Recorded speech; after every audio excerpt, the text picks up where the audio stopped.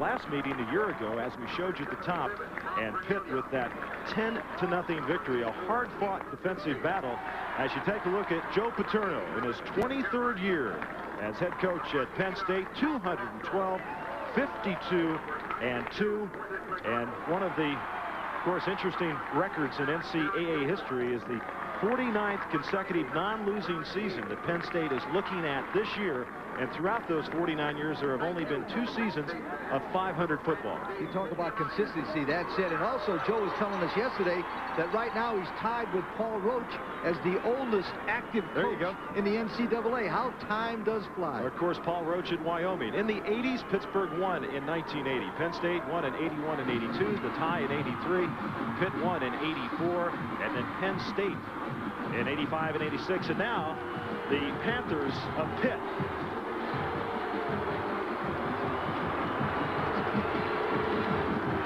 The coin toss has already taken place. Pitt won the toss and deferred. Penn State will receive the opening kickoff. You saw the 88 record there. Mike Godfrey, the head coach, who has, well, Lee, you moved around a little bit as a coach, moving your way up the ladder. This man has followed a similar path. Murray State, Cincinnati, Kansas. And he started his coaching career at Norwalk, Ohio, St. Paul High School in 1967. Mike Gottfried at Murray State, you can see, and then Cincinnati, the Jayhawks of Kansas, and then he moved to Pittsburgh in 85. You know, it's an interesting contrast between Joe Paterno and Mike Gottfried. There's 2 different ways to get to the top echelon in coaching. Joe Paterno was an assistant here under Rip Engel, moved into the head coaching job. There aren't that many situations like Joe Paterno found himself in. A great institution like Penn State, great football tradition. Mike Gottfried, on the other hand, well, he had to start at a small college, Murray State, move his way up, and now he's achieved some great success at the major college level. It shows you, Roger, that you never give up in any situation. There's always a way to get to the top if you're disciplined, honest, and have got integrity. And both of these men have never, ever been classified as you would as people who would bend the rules. That's Henry Adkins for Penn State, who will kick it off. You talk, you know, there's a cliche. This is what college football is all about. 88th meeting. 1893 is when they began it. In-state rivalry between Pitt and Penn State. You can use all those terms. Look at this crowd here. People live all year for this game. One of the reasons also is the fact that a lot of these players played against each other in high school, are from around they know each other so well, and they have great relationships off the field. That's what makes it a great rivalry also. There's the freshman Kirvin Richards out of LaPorte, Texas. He didn't start playing football until he was 11 years old. Also back, Glenn DeVoe. And Richards misses it. DeVoe, 32, will pick it up. He slips. DeVoe! Now they stop play. His knee was down at the 12-yard line. And a penalty marker is thrown on the near side. A penalty marker is down on the play at the 20-yard line as the officials will discuss it. William McDonald's the referee. Ronald Clage is the umpire. And let's take a look at it here. Remember, in college football, if the player's knee is down, the ball is automatically down. Dead ball. Dead. Right there. The ball is dead. Now, what happened is somebody from Penn State did not see that and hit somebody late and caused a penalty. Darnell Dickerson's the quarterback. Kirvin Richards, Dan Crossman, the running backs for Pitt. The wide receivers, Henry Tootin and Bill Osborne. The tight end is Vernon Kirk. 1st and 10. A personal foul also moved the ball up to the 27-yard line.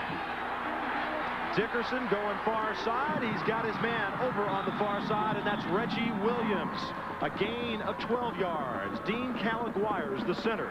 The guards, Bill Cherpak and Mark Stepnoski, the Outland Trophy candidate. The tackles, Tom Ricketts and Roman Matus. That's the offense for the Panthers of Pitt, with a 5-3 record, and conceivably a win today could propel them into a bowl.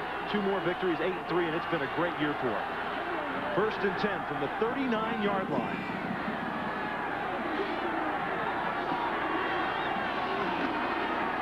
Richards and swerving Kirvin, as they like to call him, to the 40. And Penn State defensively, Dave Zott from Clifton, New Jersey, the nose tackle. Rich Schoenwolf and Bob Morosco, the defensive tackles. The outside backers, Neil Hamilton and Quintus McDonald. On the inside, Scott Gobb and Andre Collins. Watch number 31. He's a tremendous player. Darren Perry, Sherrod Range are the corners. The hero is Keith Karpinski. And the safety, Eddie Johnson. Chismar is out, will not play. That's why Karpinski's got the start there. Now the receivers, Williams and Jackson, will switch sides on 2nd and 9. That's Reggie Williams in motion. Dickerson. Beautiful move. He's got the first down across midfield to the 49-yard line. Dickerson came into this game with over 415 yards on the ground and 5 touchdowns. We talked about Penn State controlling the perimeter. This is the perimeter right around the end. This is a planned rollout all the way. Number 31, Crossman gets a good block, and Dickerson's got enough speed to make a first down. There have been a lot of comparisons in the East as the Pitt Panthers, their first game on natural turf in '88, last game on grass 14 games ago against Navy in '87. A lot of comparisons between this young man and Major Harris at West Virginia on 1st and 10. All day to throw it, and he's going deep to Tootin. Just past the outstretched hands of Henry Tootin. Eddie Johnson, 39, was back on the coverage. Nice call from the sideline this time. They run a little boot action play, which makes they fake the run, gives him plenty of time. Dickerson lets it go and tries to hit Tootin, number 81, behind number 39, Johnson. Johnson really comes up hard to support the run, and they automatically try to beat Johnson deep. Chris Getz, 72, in at left guard. As Crossman now splits out in the slot to the near side on 2nd and 10. Richards on the delay.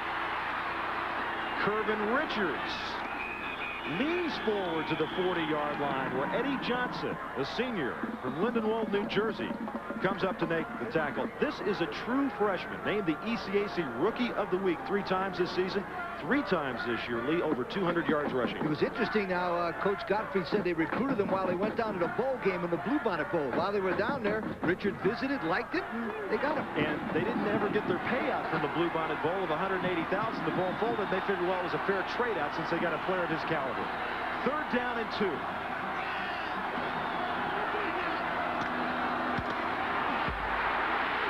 Dickerson is dragged down on a wonderful defensive play.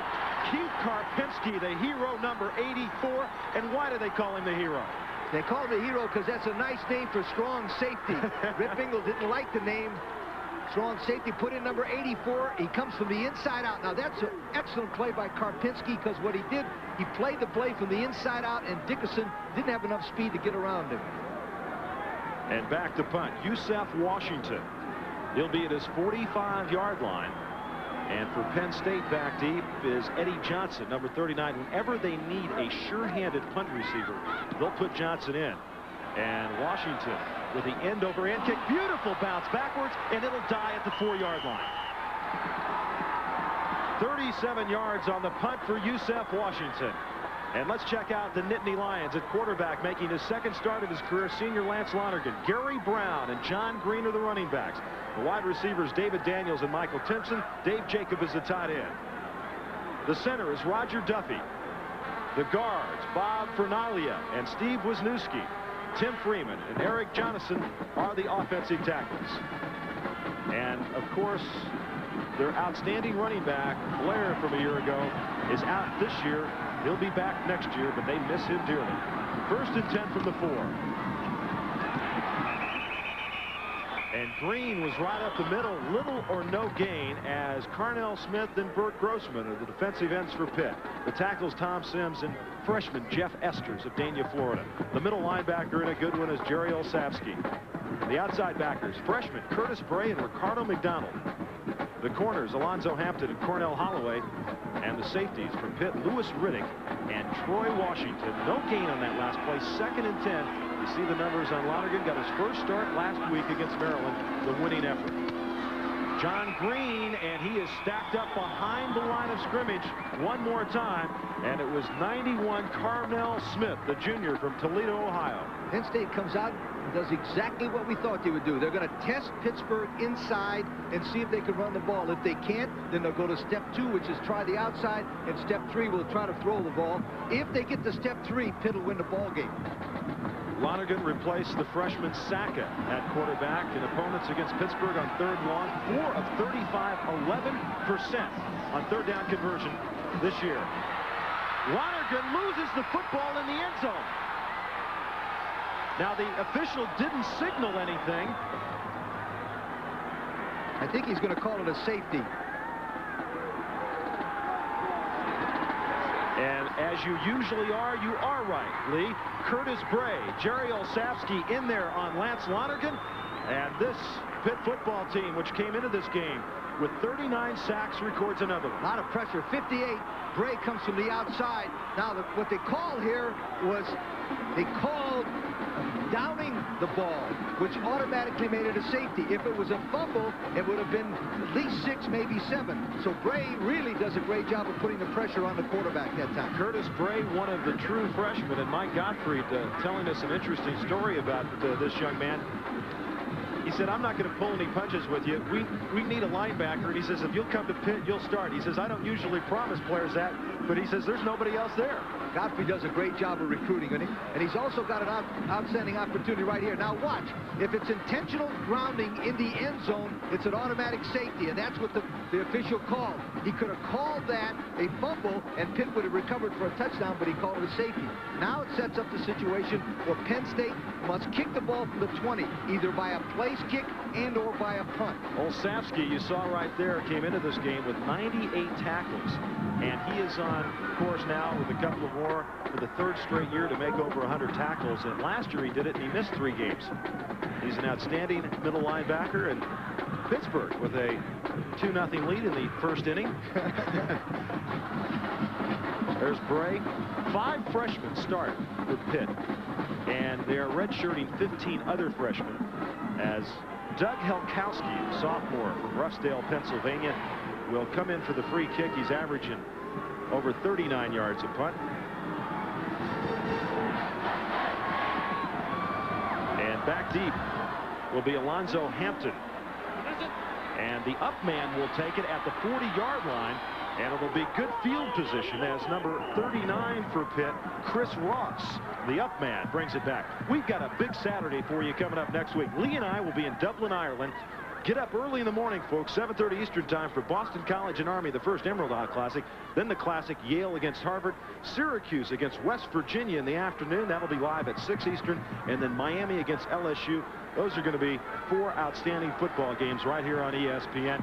And we're here with you at State College, Pennsylvania, 1st and 10 at the Penn State 49. Crossman, the first man through to the 44-yard line. And let's go to Tim Brando. Tim. Thanks, Tim. 2nd and 5 for Pitt at the 44-yard line. Tootin, the intended receiver at the 30-yard line, and Dickerson threw it just a bit high. Willie Thomas, the left cornerback from Coral Springs, Florida, back on the coverage, and Lee, Dickerson's got all day to throw the football. The reason he is all day is they're faking the fullback or faking the tailback in there, especially when you got a great player like Richards. You fake him in there, everybody freezes for a moment, and you throw the ball behind the linebackers. Dickerson, 18th in the nation in passing efficiency, completing better than 49% of his passes, and they have it 3rd and 5 as Crossman sets up in the slot to the far side.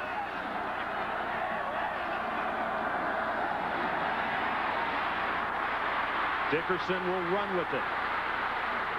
And out of bounds at the 38-yard line, more than enough for the first down. Neil Hamilton was there to chase him out. 7 yards on the pickup for Darnell Dickerson, sophomore from Detroit, Michigan, and the best athlete on the Pitt team. This which gives him more firepower than any other quarterback that we've seen this year, maybe with the exception of Major Harris from West Virginia. He goes back to pass. They got good protection for him, good coverage by Penn State, but he adds that extra dimension of speed and quickness, and you can't beat that. Tootin is split to the top of your screen. 1st and 10 from the 38-yard line. Kervin Richards dragged down from behind by Scott Gobb, 63, the senior from Pittsburgh, whose brother plays on the opposing team, Pitt, where do their folks sit? In the end zone, and they don't cheer for either of them. Good pursuit to the outside on a couple of plays here, Lee. A reverse action play right there, but number 63, Gobb just outruns the pitch man, number 27, Richards, from the inside out. That's the perimeter defense that Penn State needs to win this ball game. 2nd and 15. Both receivers split to the near side.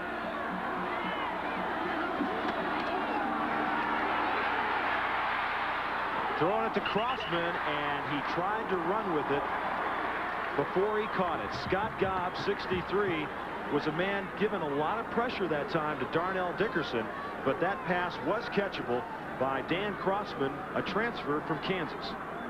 You watch number 63, Gobb, as he starts in, he's going to pressure the quarterback, puts enough pressure on him to just make the quarterback throw the ball a little higher than he wanted to. Gobb is an outstanding football player from Pittsburgh, Pennsylvania. And his brother Craig is a backup linebacker for Pitt. 3rd down and 15.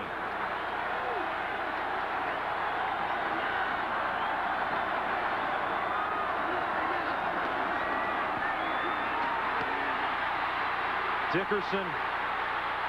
Scott Tootin, a penalty marker is down. Dickerson dances around to the 36-yard line. Keith Karpinski finally makes a stop, but there's a penalty marker down in the back. And once again, Dickerson had time to throw the football. And holding's going to be the call against Pitt. Moved out of the pocket, decided to tuck it under and go with it. Keep your eye on Stepnowski, number 77, right there. See if he gets him, puts his hands out. Yes, he does. Right there, his left hand reaches and grabs down number 75 and pushes him from behind. Sean Wolf never had a chance that time when Stepnowski pushed him from behind. During the run offense, 10-yard penalty, repeat the down. Lee, was the call from the push from behind because the hold didn't look like much at all? I think they could have called 3 penalties that time. Once, he had his arms out extended, hit him in the face. That's a penalty. Then he pushed him from behind, which is another penalty. And then he grabbed him for another penalty. So if you're going to do it, you might as well do it right. Stopnowski, 6'3", 265, a senior from Erie, Pennsylvania. Outland Trophy candidate, has not allowed his man to sack the quarterback this year. That's right. There you go. 3rd and 25. 8:56 to go. First quarter. Dickerson going deep to Williams. Beautiful try by the junior from Beaver Falls, Pennsylvania, Reggie Williams, but on the coverage was Willie Thomas. And that'll bring up a 4th down.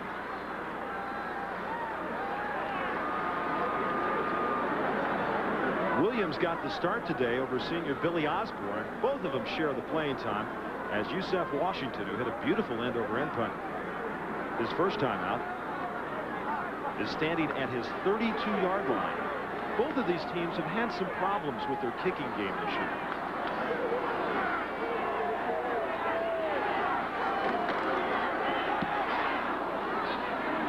That's Johnson at the 20. And Johnson is ridden out of bounds. 68 on the special teams over there for Pitt with the tackle. 33 yards on the punt. Beaver Stadium, University Park, College Park, whatever you want to call it. We're here in Happy Valley, the home of Penn State. 1st and 10 from the 25-yard line. Handoff up the middle to Green, who takes it outside. Ricardo McDonald, the first man to hit him, number 48, and dropped for a gain of little or nothing. You can tell Pitt's ready to play by counting the number of men that hit the potential ball carrier. Number 1, that time McDonald, who's from Paterson, New Jersey, made a good tackle, but then 4 or 5 white shirts were right around the ball carrier. 2nd down and 9. Terry Smith will split to the near side. David Daniels at the top of the screen. Monaghan going down the far side of Daniels. He makes the catch.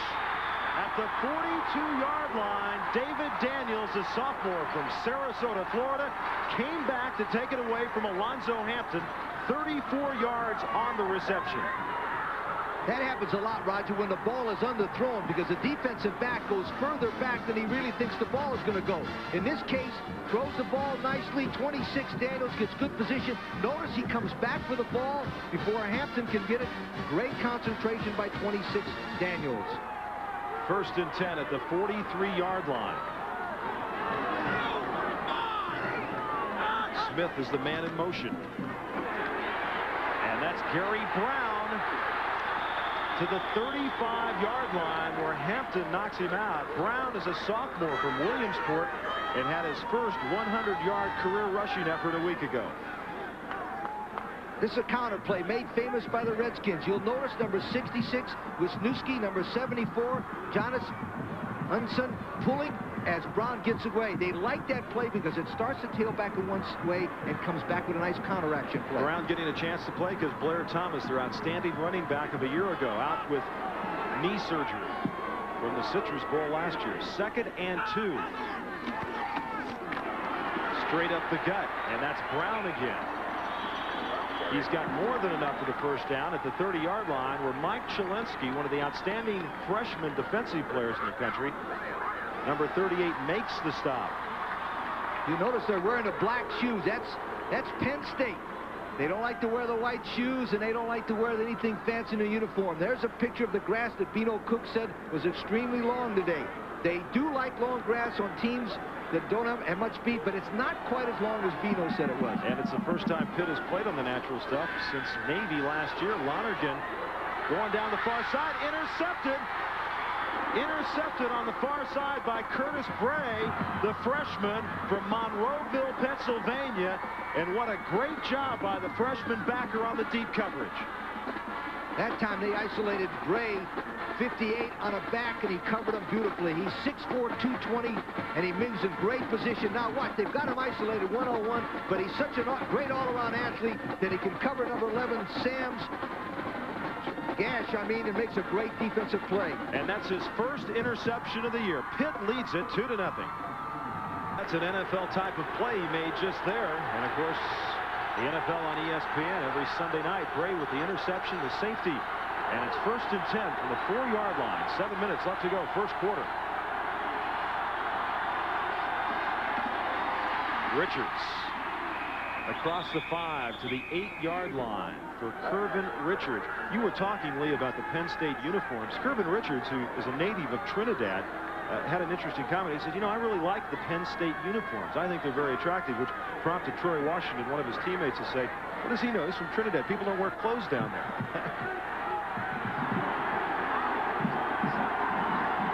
2nd and 7. Crossman's the fullback, out of the eye.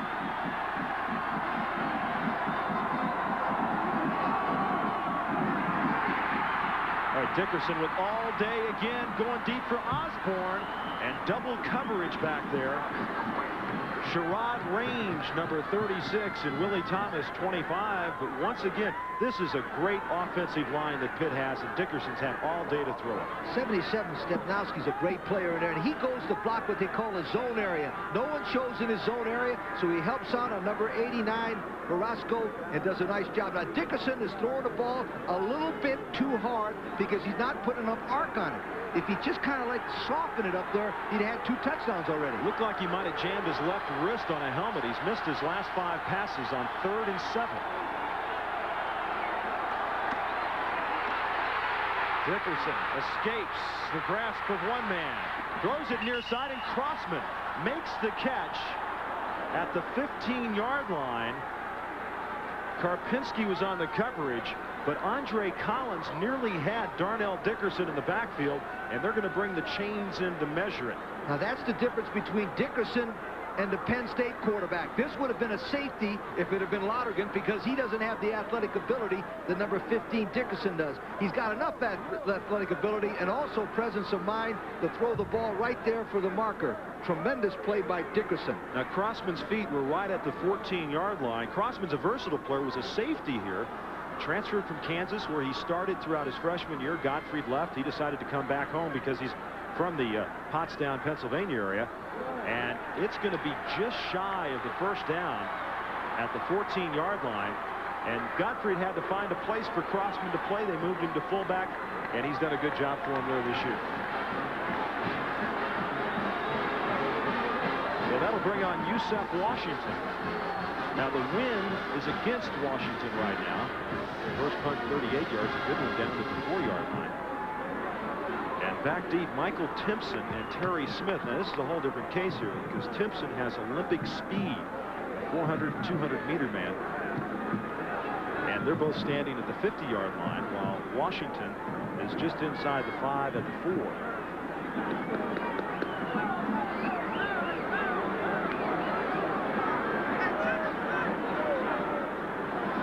Backup tight end Hubner is the snapper for Pitt. Roger, the other day in practice I watched them. Penn State did some fake and reverses on kickoff, on punt returns. You might be able to watch it from here.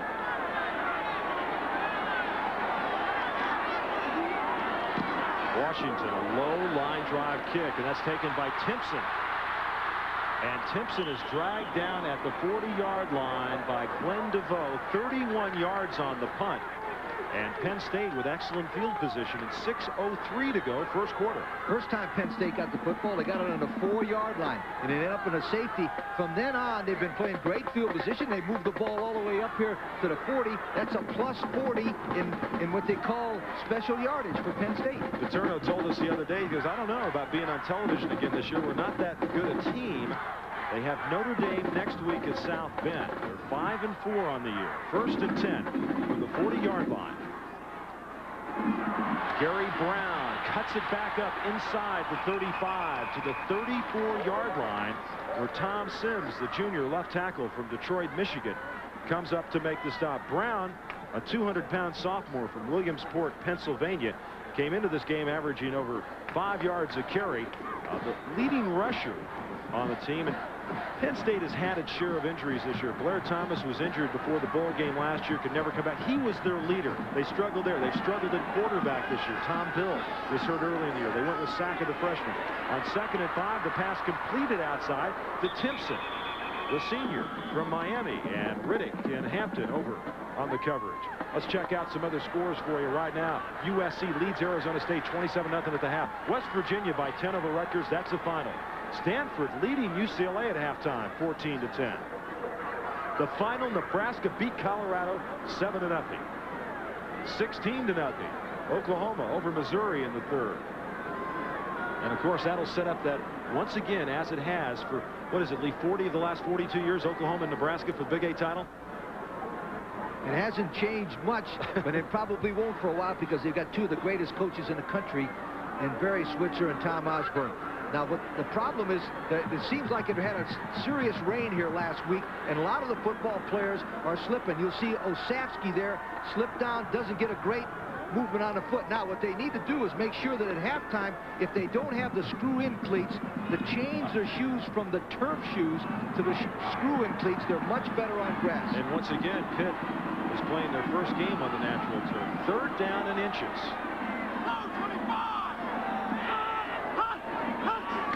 Lonergan, the quarterback sneak, and he's got it.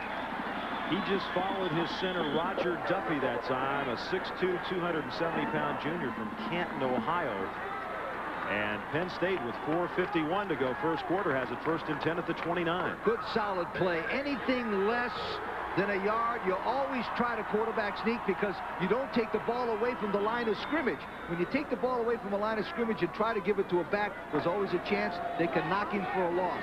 Good play by Penn State. Sam Gash, number 11, is checked into the backfield for Penn State, as Daniels, 26, and Smith, 8, are the wideouts to the near side. That's Brown, and he struggles down to the 26-yard line.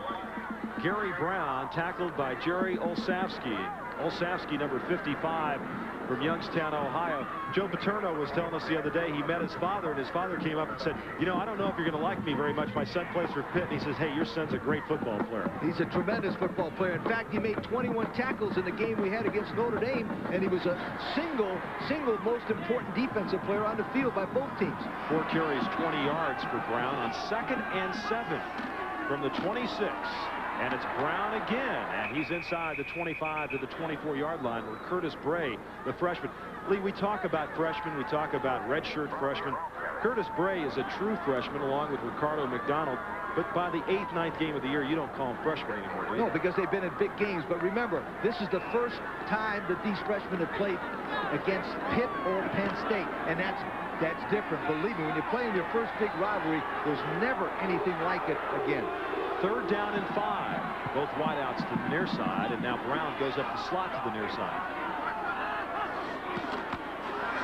Lonergan across the middle. The intended receiver was Terry Smith, as Lonergan was dumped. Boy, he had a lot of pressure coming from the outside. Curtis Bray was one of the players. Olszewski's a middle linebacker like the old days. Watch him. He just drives off to his outside. He's got a beat on number 8, Smith, and he wants Smith to catch the ball so he can knock him down, take the ball away from him, and run for a touchdown. He's an outstanding football player, Jerry Olszewski. And Ray Tarasi will attempt the field goal. 40 yards. Last year, Penn State had 2 field goals blocked, and that one is no good. So Tarasi had 2 blocked in the game last year at Pitt. He misses his first chance tonight. 2-0. Pitt leads it. 83,000 plus here at Beaver Stadium. Pitt leads it 2-0. They've got it 1st and 10 at the 24 with 3:13 to go. First quarter. Ronald Redmond is checked in the game. He's in the slot to the near side as Kervin Richards to the 30-yard line. And Richards, who came into this game with over 930 yards rushing, is tackled by Andre Collins, number 31, the junior, as tomorrow night, once again, the Minnesota Vikings and the Dallas Cowboys. That's 8 Eastern time. Of course, NFL primetime right before that. That's a series that goes back many years. The Hail Mary pass back up at old Metropolitan Stadium years ago. So that's Dallas and Minnesota tomorrow night. This is Pitt and Penn State. 2nd and 4 for the Panthers. Richards again. Richards still on his feet. Kervin Richards across the 35 to the 37-yard line, where Keith Karpinski finally brings him down. Lee, the thing that impresses me about this freshman, he plays within himself, he follows his blockers, and he's not trying to get a touchdown on every run. He does a nice job here of keeping his eyes open. Now watch, once he runs into the hole there, everything is blocked up, so he keeps his eyes open and drags himself forward. I also like the way he tucks that ball away, because the Penn State people were trying to strip the ball from him, but he had strength enough to hold it. Kervin Richards. And it's 1st and 10. Crossman, quick hitter to the 40-yard line. Gain of 3. Kervin Richards, born in Trinidad, and this is how he started out against Northern Iowa, Ohio State, West Virginia, and then against Boston College. Came in as a replacement. What did he do? 2 touchdowns, 202 yards, then started against Notre Dame, the game you saw on ESPN, then Temple, Navy, and Rutgers, back-to-back 200-yard-plus games, and he is going for 1,000 yards tonight. 2nd and 8. Crossman, a lone setback. Fumble. Penn State has got it.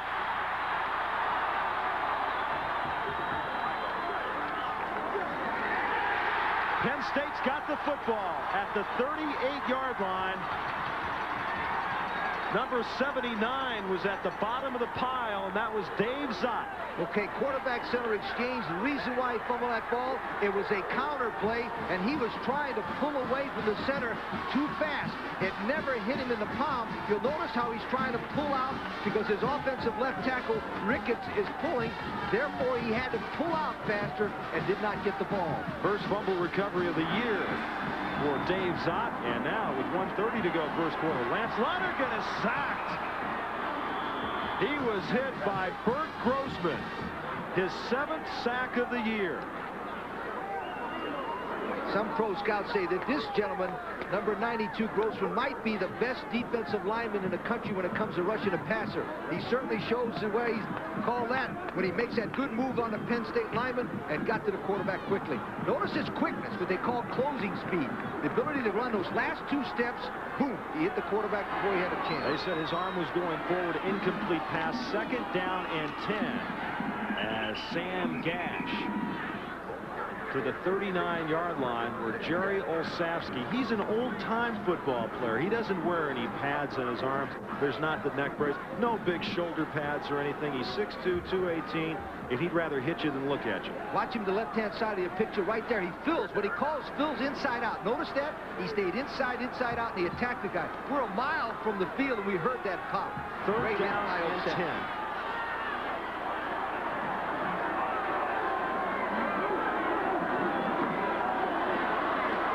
Lonergan near side has got his man. Lance Lonergan to Leroy Thompson, and that's not enough for the first down. Lewis Riddick was on the coverage. It's going to be just short. Oskowski's moving to his left. He tries to plant his foot. He's trying to run it outside, but he cannot get in there because the field is wet. It looks like it's a lot wetter than we thought it was in the pregame warm-ups. Ray Tarasi comes back on the field, and they'll attempt another field goal. They'll put it down at, let's call it the 38-yard line. A 48-yard attempt for Tarasi. His long of the year, and that's blocked. They blocked 2 of his field goal attempts last year, and that was picked up by number 3, Alonzo Hampton.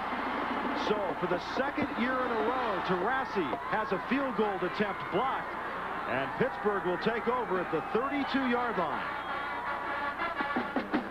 From the outside, if you'll notice the top of your picture, one of the Pitt men will extend himself in perfect position to block it. Right there. You'll notice where he came from. It was a terrific play because he went for the area where the kick was going to be. Now, one of the problems with the soccer kicker and long field goals, Roger, is they don't get enough height real quick, and that's why they block the field goal. I think that was Cornell Holloway, 25, that got a piece of it. First and 10, 42 seconds to go. First quarter, Kervin Richards across the 35 and running hard to the 38-yard line, where Andre Collins, number 31, 6'1½", 220-pound junior, who was moved from safety to linebacker, and Joe Paterno calls Collins, number 31, the heir apparent in that long, great tradition of Penn State linebackers. Lee, one of 19 siblings.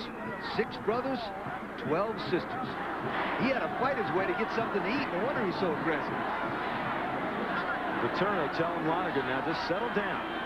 They've had some chances here as the clock now will wind down and will complete the first 15 minutes from Beaver Stadium. Pitt leads it 2-0. Twyla Lee Corso with you, Beaver Stadium. And Pitt with a 2-0 lead over Penn State. Okay. This one's for you, Ed. 2nd and 4 for the Panthers from the 38-yard line.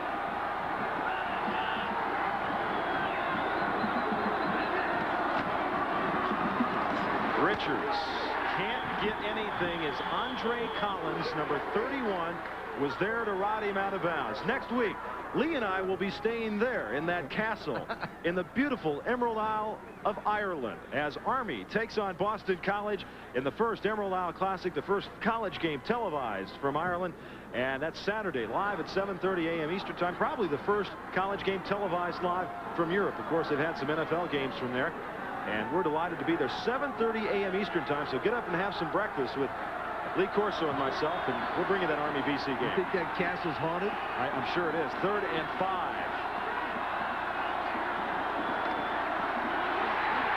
Dickerson under pressure falls down at the 26-yard line. Frank Giannetti, the junior from Toms River, New Jersey, was bearing in on him. Dickerson turned to run. There was nowhere to go. And consequently, the Penn State defense comes up on the 3rd down. Giannetti comes from the blind side. In other words, the side that Dickerson doesn't see him. But Dickerson slips down also trying to avoid Giannetti. It seems that both teams are having trouble in the middle of the field with the wet turf. Yusef Washington will step back to his 12-yard line. With the wind to his back. And Timpson backpedaling at the 27. Timpson is brought down at the 38-yard line. 43 yards on the punt. Let's go to Tim Brando. Tim? Tim, as a Pitt player is down. Glenn DeVoe on the special teams. Looked like he pulled up with a hamstring or a Charlie horse as he was running downfield in that punt coverage. And the Pitt trainers attending to that young man. Timeout in the field. 14:04 to go first half, and Pitt leads it. Corso here with you. 14:04 to go. First half, Beaver Stadium, State College, University Park. We're at Penn State. 1st and 10 for the Nittany Lions. And Thompson on the counter. The sophomore from Knoxville, Tennessee, is dropped by Burt Grossman.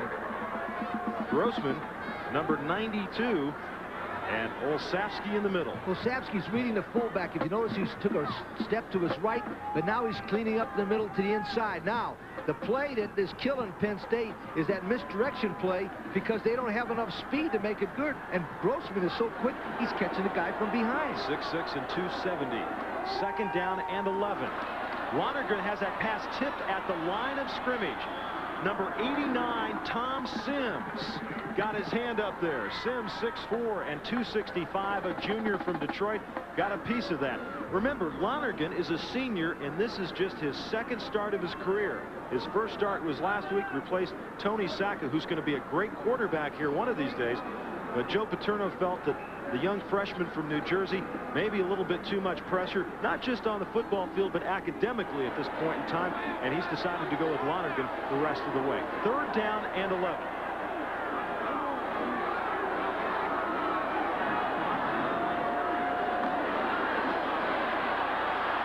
Lonergan's got a man down the middle. That's David Daniels at the 24-yard line. 37 yards on the reception. Louis Riddick rode him out of bounds as Lonergan rolled left, threw back to his right. It's a perfect case of being too well coached. Watch all the Pitt players, 55 of Shamsky, 5 Riddick, over pursue. In other words, they went further than they should have, and they left a wide open spot there for Daniels, 26, to find the area, and number 5 Riddick catches up from behind. That was a perfect example of going too far to the right, and the guy's finding a little spot behind him. Daniels now has had a couple of catches for big yardage here, and Penn State with it 1st and 10 at the 23-yard line. And Lonergan wants to call a timeout. So Lonergan looked over the Pitt defense, saw something he didn't like, maybe he didn't understand, and when in doubt, go ask Paterno. He's been there for 23 years. He should have an answer, right? Storyline in this game so far, the freshman Curtis Bray, safety and an interception. And then Penn State with the 2 missed field goals, one of those blocked. And consequently, we've got a 2-0 ball game here. And there's a look at Glenn DeVoe, the freshman, with the ice pack. And folks, if you've ever pulled a hamstring, I don't know, Lee, what's worse when you're running down the field at full speed, if anything worse can happen to you without anybody touching you. The only thing that bothered me more was pulling a groin muscle, which is placing your foot and having your groin split. And boy, that really hurts too. None of it is any fun. Lee Corso can guarantee you that. You see the knee brace right there. A lot of the players wear those protective devices. Now, there's 2 schools of thought here, Lee. There are some people that firmly believe that those are very good devices, very protective devices. And there's other school of thought that say there's really not enough research that's been done. There's been nothing proven over the course of time to show that they're really that good. Most coaches believe that they are preventive, and therefore they make the players work. We always had a rule that all offensive and defensive linemen, notice, there was a rule. They had to wear them. The wideouts, not necessarily. Most of the interior linemen will tell you they've had helmets banged on there, and if they weren't wearing those, the knee would have really been gone. 1st and 10. Timpson in motion to the far side. Thompson inside the 20 to the 16-yard line for Leroy Thompson, the sophomore from Knoxville, Tennessee. Mike Shalensky, the freshman from Kenilworth, New Jersey. How did Leroy Thompson get from Knoxville to here? Well, Penn State won a national title. That's how. And they like Joe Paterno. Watch, he's going, they call it over pursuit. 55, Olszewski is over pursuing the ball. In other words, he's going too far to his right, and they're cutting back. Notice, 1 pass against the grain, 1 run against the grain. Good strategy by Penn State. 2nd and 3. Thompson again, but he is stuffed by Tom Sims behind the line of scrimmage. Both of these teams with good offensive lines, but also with some great defensive players up front. Sims is a transfer from Western Michigan. This is the play that they cannot run because they cannot block the backside. I said it about 4 or 5 plays ago. They can't seem to run that play because the backside pursuit of Pitt is too quick. That play should be put away until tomorrow, or at least till next week, and go right at Pitt. 3rd down and 5. Smith in motion to the far side. Thompson outside. Thompson to the 2-yard line. Troy Washington makes the tackle after the 16-yard pickup. That's what I was talking about. Go right at Pitt. The more you mess around with Pitt, the better they are. Now watch the right side. Number 86, Jacobs, gets a good block on the linebacker. 74, Jonathan gets a good block, and there goes Thompson, 44. Good blocking on the line of scrimmage. Notice 86, Jacobs, that was the key block. First and goal from the 2-yard line. Sam Gash, 11, is their touchdown man. He's got 6 so far this year. They give it to Gash. And he is stopped at the 1-yard line. Lee, talk to me about the short tackle, the short guard, the long guard, and the long tackle that Penn State uses. Penn State uses offensive and defensive linemen who flip-flop. In other words, if the tight end's on the right, they'll have Wisniewski and Jonathan, 66 and 74 on that side. When they go the other way, the tight end goes to the left. 66 and 74 go with him. The reason why Penn State does that is Joe Paterno thinks it cuts down the assignments, and he's won 2 national championships doing it. He's not going to change. Second and goal from the 1. Gash. And he stopped again. Now, Gash is their short yardage man. Coming into this game, 23 carries, 63 yards, but 6 touchdowns. From Henderson, North Carolina, he also, Roger, scored 72 touchdowns in high school in the same situation. The difference is this. Pitt knows that they're going to run the ball because of the computer scouting, and they've got everybody in a hole. Maybe the same kind of play and bootleg with that quarterback and keep it, he might score. Third down and goal from the 1-yard line. 10:24 to go. First half.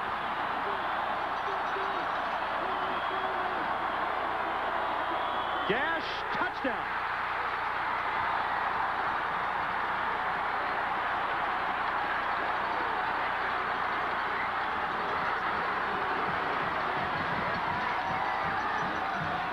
Penalty marker has been thrown in the end zone. As Sam Gash, with his 7th rushing touchdown of the year, puts Penn State on top of Pitt. We have a dead ball. Personal foul. Defense. Touchdown. 15 yards on the kickoff. Watch Osavsky, number 55. He goes right after the fullback, but he over-pursues. He goes to the left, a little fake action, and there he went. It's amazing on that play. As soon as they got that, watch the quarterback almost slip. You notice that? Lonergan almost slipped and fell down, but he got the ball to Gash for the touchdown. Henry Atkins to attempt the point after. He was just given the kicking job last week, and he's perfect on point afters now, 4 out of 4. So Atkins handing the extra points, puts Penn State up 7-2. All right, Lonergan comes up. Now watch him. When he comes up here, he'll tap the center. That means be alert for a quick count. Penn State does that. He almost fumbles the football. Now watch as you see the ball not tucked away very well by number 11, Gash. It's almost a disaster. Sometimes you got to be lucky. He luckily gets the ball. He holds on to the ball by the very end, and they get a touchdown. David Jacob, the tight end, threw a real nice block over on that far side to make some room, and Penn State has taken a 7-2 lead over Pittsburgh. And remember, the personal foul after the touchdown, the 15 yards, stepped off now in the kickoff, so Penn State will kick off from midfield.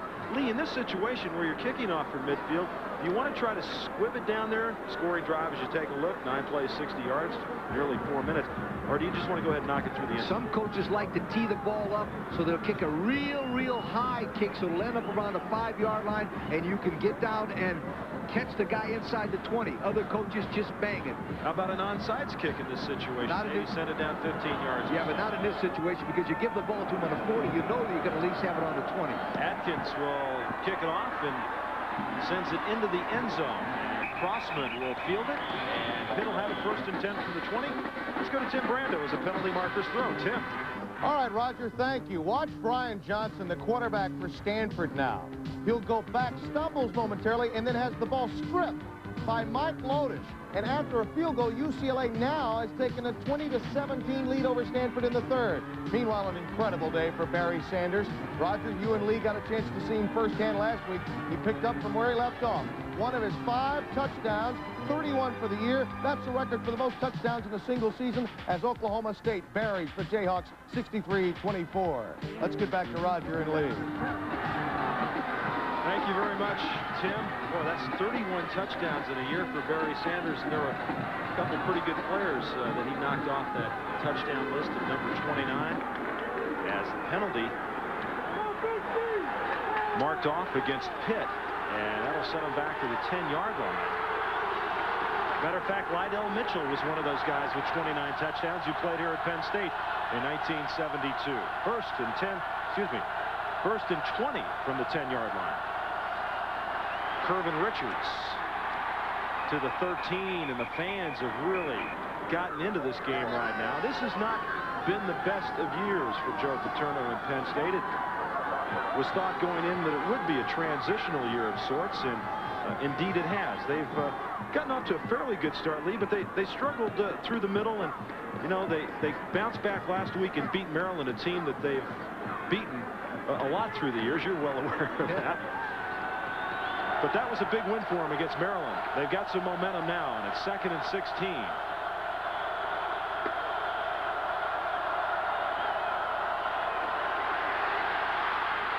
Dickerson completes the pass to his tight end Vernon Kirk at the 27-yard line, and he will not be getting up.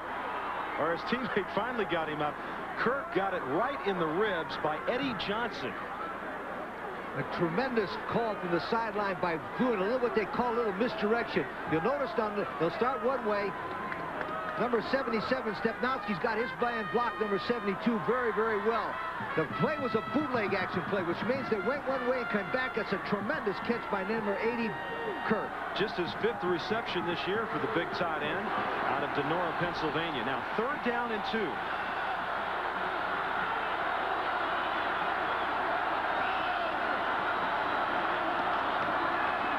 Richards, first down. Curvin Richards to the 34-yard line. Curvin Richards showing you some good, tough running. We saw a great back last week in Barry Sanders, a junior, and Sanders picking up this week where he left off last week and all season. But this young man, just a freshman from LaPorte, Texas, wasn't really his senior year, Lee, the highest recruited of players, very highly recruited, but his team went to a wishbone offense, so he was not the focus of a lot of the recruiters. 5 or 6 other guys rated higher. Well, he's come on gangbusters here at Pitt. 1st and 10 from the 34.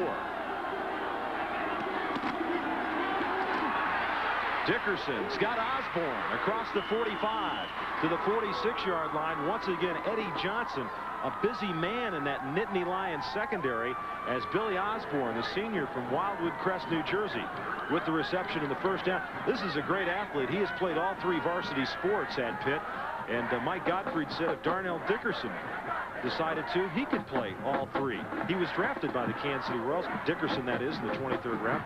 Osborne has played football, basketball, and baseball at Pitt. 1st and 10 now from the 46-yard line.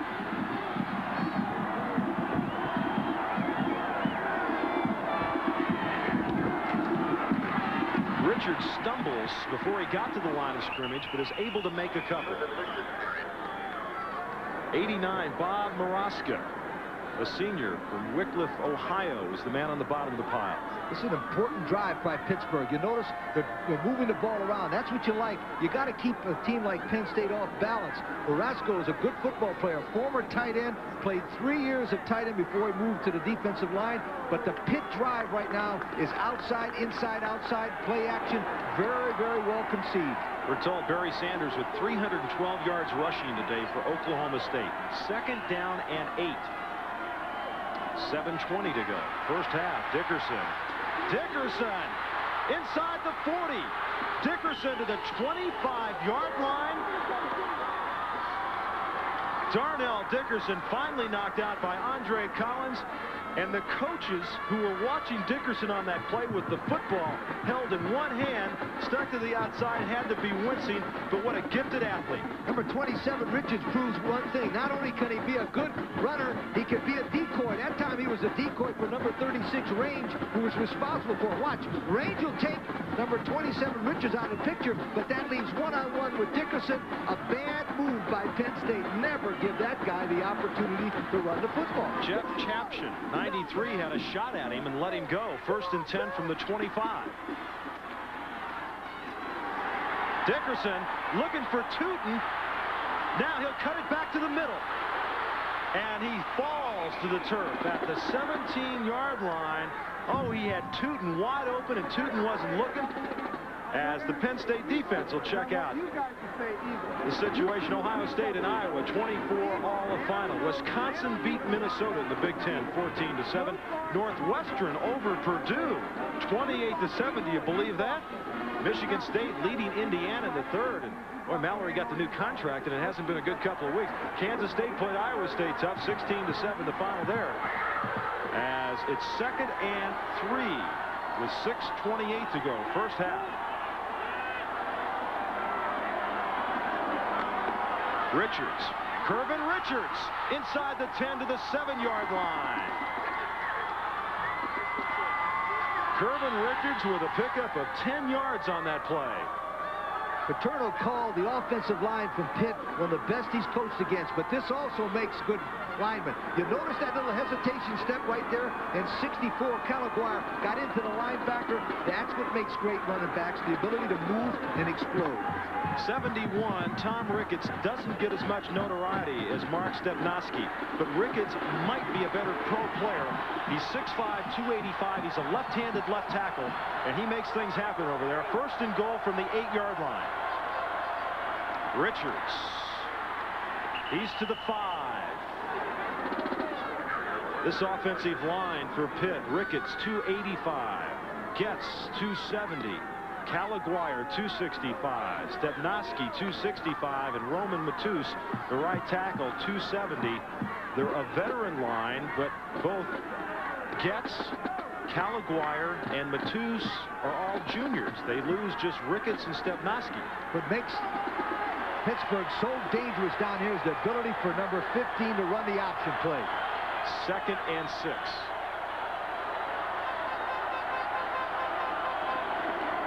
Richards has got the outside. Curvin Richards, touchdown Pitt.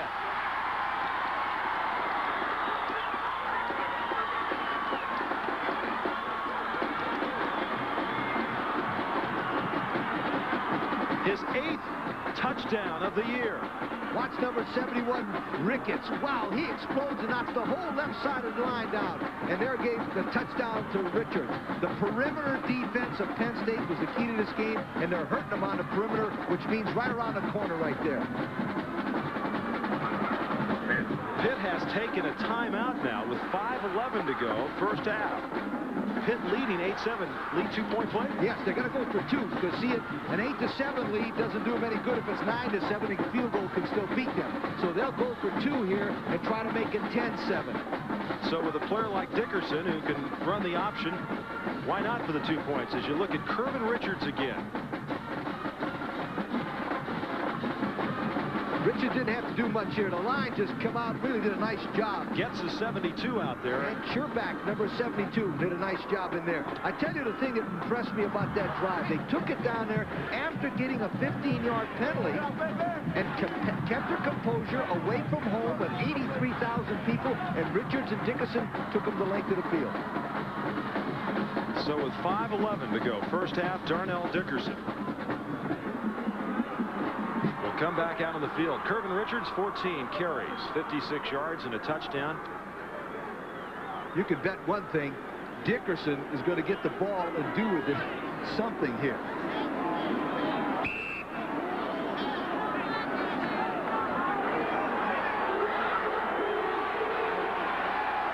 Two-point attempt for Pitt.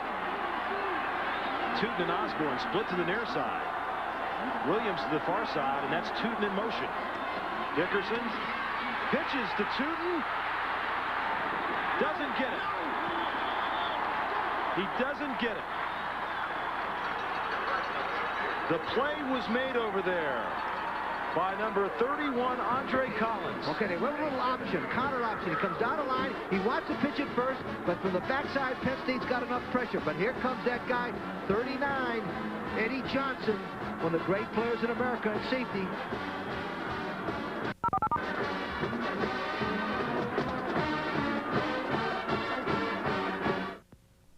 Beat the 89. 89 price increase during Airport Honda's 88 inventory clearance. Drive home a brand new 88 Accord DX sedan, complete with tinted glass, remote mirror, and rear defogger. Pay as low as $199 a month. 1988 CRX SIs, complete with 14-inch wheels and power sunroof. Pay only $189 a month. Beat the 89 price increase during Airport Honda's 88 inventory clearance. Airport Honda, Pittsburgh super discount Honda dealer, Narrows Run Road in Coraopolis. Airport Honda, we will not be undersold. President Kennedy is dead of bullet wounds. Where were you, November 22nd, 1963? The day the nation cried. The day America lost its innocence. Where were you the day a broadcast was seen that shocked the country? Be there November 22nd, 1988, 25 years later, and relive minute by minute the news report that changed television forever. An A&E exclusive presentation hosted by Edwin Newman. JFK assassination as it happened. There are many good reasons why this pickup, the tough big Ford, has been the best-selling pickup for 12 straight years over the second-place Chevy. Like Ford gives you more. Its standard engine is bigger than Chevy's with 10% more torque. Ford's pickup box is bigger than Chevy's and carries more payload. And Ford gives you more value. This pickup costs $815 less than a comparably equipped Chevy. Maybe that's why Chevy has been trailing Ford in sales for 12 years in a row. Get a $300 cash bonus on manual transmission F-Series pickups during Ford Truck Month. 88th meeting between these two teams, Penn State and Pitt, and Pitt's taken an 8-7 lead. That two-point conversion attempt was no good as the scoring drive, and it was a good one for the Panthers of Pitt. 10 plays, 80 yards, 5 minutes and 4 seconds, and Richards, the 6-yard touchdown run. Just to update you one more time, Barry Sanders today against Kansas, 37 carries, 312 yards, 5 touchdowns.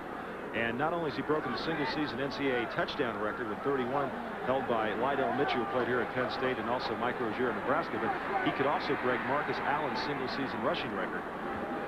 And it's mentioned that Oklahoma State will be in the Holiday Bowl, and that's one of the bowls that you'll see right here on ESPN. They'll play the winner of the WAC, and that is Wyoming. Of course, those bowl developments will be coming through as the day progresses. Tim Brando will keep you updated on what's happening with that and the rest of college football, as we'll check in with Tim and Bino at halftime here on ESPN. 5:11 to go. First half, Jeff Van Horn will kick off for Pitt. Van Horn's a junior from Spokane, Washington. Lost his kicking job earlier this year to the freshman Scott Kaplan, but is back now for the kickoffs. And back deep is Gary Brown and Leroy Thompson.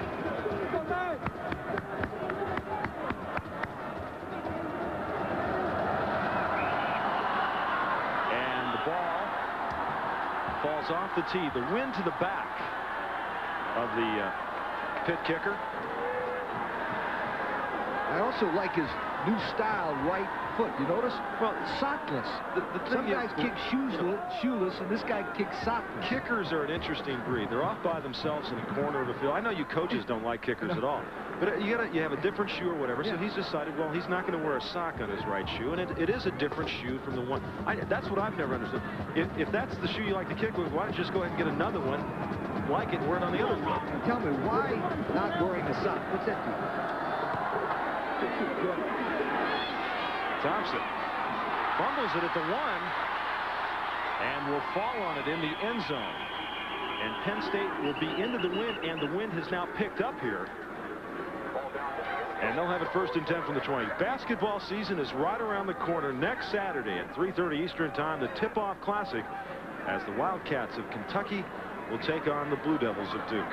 Kentucky is happy the season start. Yes, They've had enough problems there in the last couple of weeks for 2 years. And Duke will be strong again. We've got some 225 college basketball games to bring you this year, as Stevnotsky, the offensive line of Pitt, being given a talk to, and that's Lance Lonergan, the Penn State quarterback, who gives to Brown, and Olszewski is right there to bring him down. Came into this game with 98 tackles, a fumble recovery, an interception, and a sack.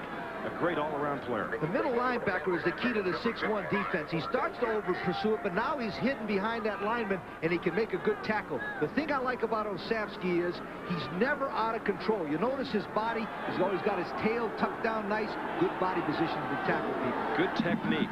2nd and 6. Lonergan comes near side to Timpson. And they're going to mark it up around the 28-yard line. Alonzo Hampton and Lewis Riddick on the coverage right there. Timpson came out of Miami, Florida, Hialeah, Miami Lakes, and tremendous athlete. As you look at Stednowski right there, a leader on and off the field, an academic All-American, 3.5 grade average. A dedicated, hard-working offensive lineman. 3rd and 1. Gash doesn't look like he got it.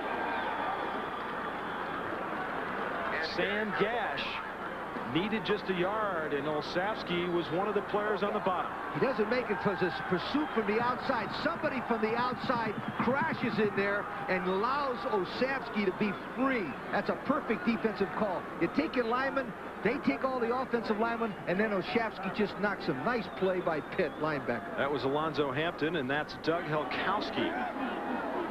Averaging over 39 yards a punt. He's standing at the 17-yard line, kicking into the wind.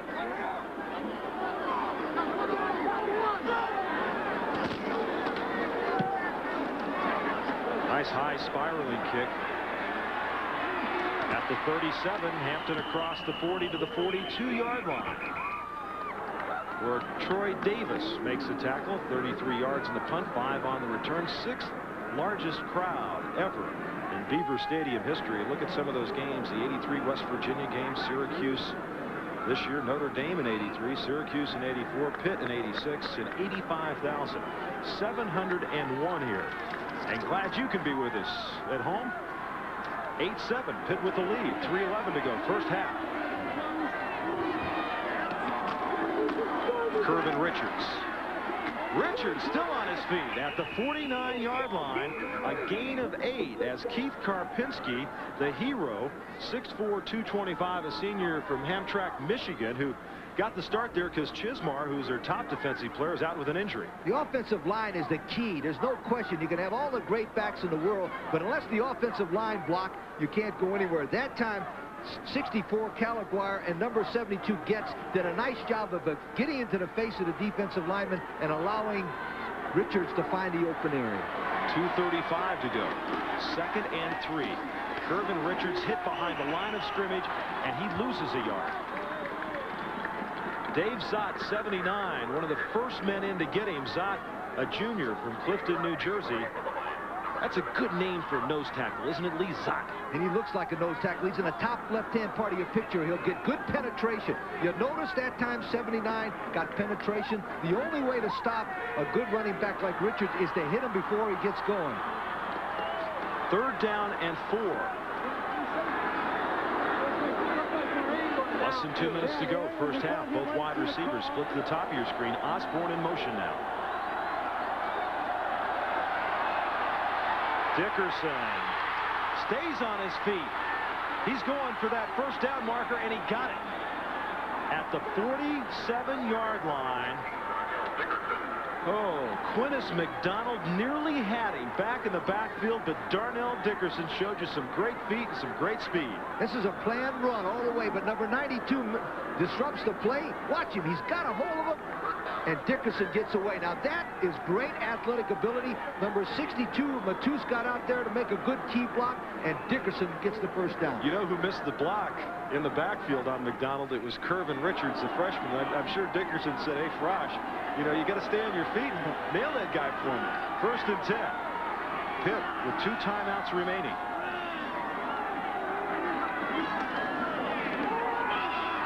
Dickerson looking for Williams, but he goes to Richards. And folks, a penalty marker is down, and I'm here to tell you that is the first pass reception this year for freshman Kervin Richards. The very first pass reception this year. That's why he was wide open. Good ball foul. Personal foul, spearing, defense, 15 yards, first down. So 15 yards spearing. I asked Godfrey why he hadn't caught a pass. He said, well, our formation doesn't allow us to throw to him. The computer says that there's no way they're going to throw it to number 27, so Penn State leaves him alone. He catches the ball, but watch, somebody comes in with their helmet right there. Ooh, number 92, McDonald. Maybe frustration from Miss Dickerson on the other side. He drove his helmet right into a costly penalty. 15-yard penalty, so 1st and 10 now. 1:28 to go at the 28-yard line of Penn State. Richards to the 25, and he falls forward to the 23-yard line as the clock will continue to run. And Dave Tanzo's 87, the tight end, will bring a play in right now. So each team with 2 timeouts left. And Pitt will go to a double tight end formation. Now's the time for Pitt to do something a little bit different, try to get a touchdown. Richards. Curvin Richards. Taken out of bounds at the 22-yard line. Bob Marasco, 89, was the first man to drag him out, and that stops the clock and saves a timeout. The reason I said it's time for them to do something different, obviously Penn State's a well-schooled football team. The team is now starting to play Richards, Nice little boot action. Either that or some kind of reverse play to get Richards at the decoy and come back the other way. Lee, they're faced with a 3rd down and 4 at the 22-yard line. And Pitt wants a timeout. Pitt leads it 8-7. We used to have a chair, and my father used to come up from work every night, and he used to sit in this one chair, and all the change from his pockets would empty out into the chair. We would all go flying for that chair, and we'd take all the change and say, I did it for years. How many people ever broke their neck falling backwards in a How many chair, fathers honestly? broke their kids' necks leaning back? If you fall out of a tree and break your neck, I'm going to kill you. That's a good one. Levi's 100% cotton Dockers. If you're not wearing Dockers, you're just wearing pants. In or out, in or out. That was a big one. My mother used to say that all the time. You're going to stay in, you're going to come out. Because she was going to let the air conditioning out. Yeah. Okay, let's see what you got. Cocktail weenies. Alfalfa sprouts. Looks like wimp food to me. Where's the starting lineup? You, Chunky. Get over here! Nothing takes care of a mean appetite like the hearty chunks of beef and garden vegetables in Campbell's chunky old-fashioned vegetable beef soup. That better not be the last of the chunky. Campbell's Chunky. It takes care of the meanest appetites. At UPS, we're changing the look of the international delivery business. Because now, UPS delivers to every country in Western Europe, the Pacific Rim, Down Under, and Canada. And because we're so efficient, we can deliver your international parcels and documents for fewer francs, yen, or drachmas than other companies charge. An accomplishment we feel deserves a little flag waving. UPS, we run the tightest ship in the shipping business. Roger Twibble, Lee Corso back with you at Beaver Stadium. Curvin Richards, 18 carries, 67 yards and a touchdown, and he needs 1 more yard to rush for 1,000 yards this season. Pitt with 1 timeout left. 3rd down and 4.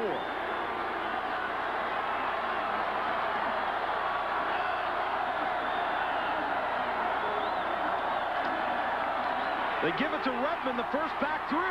Redmond inside the 10 to the 9-yard line. Ronald Redmond, a freshman from Miami, Florida, is finally brought down by Sherrod Range.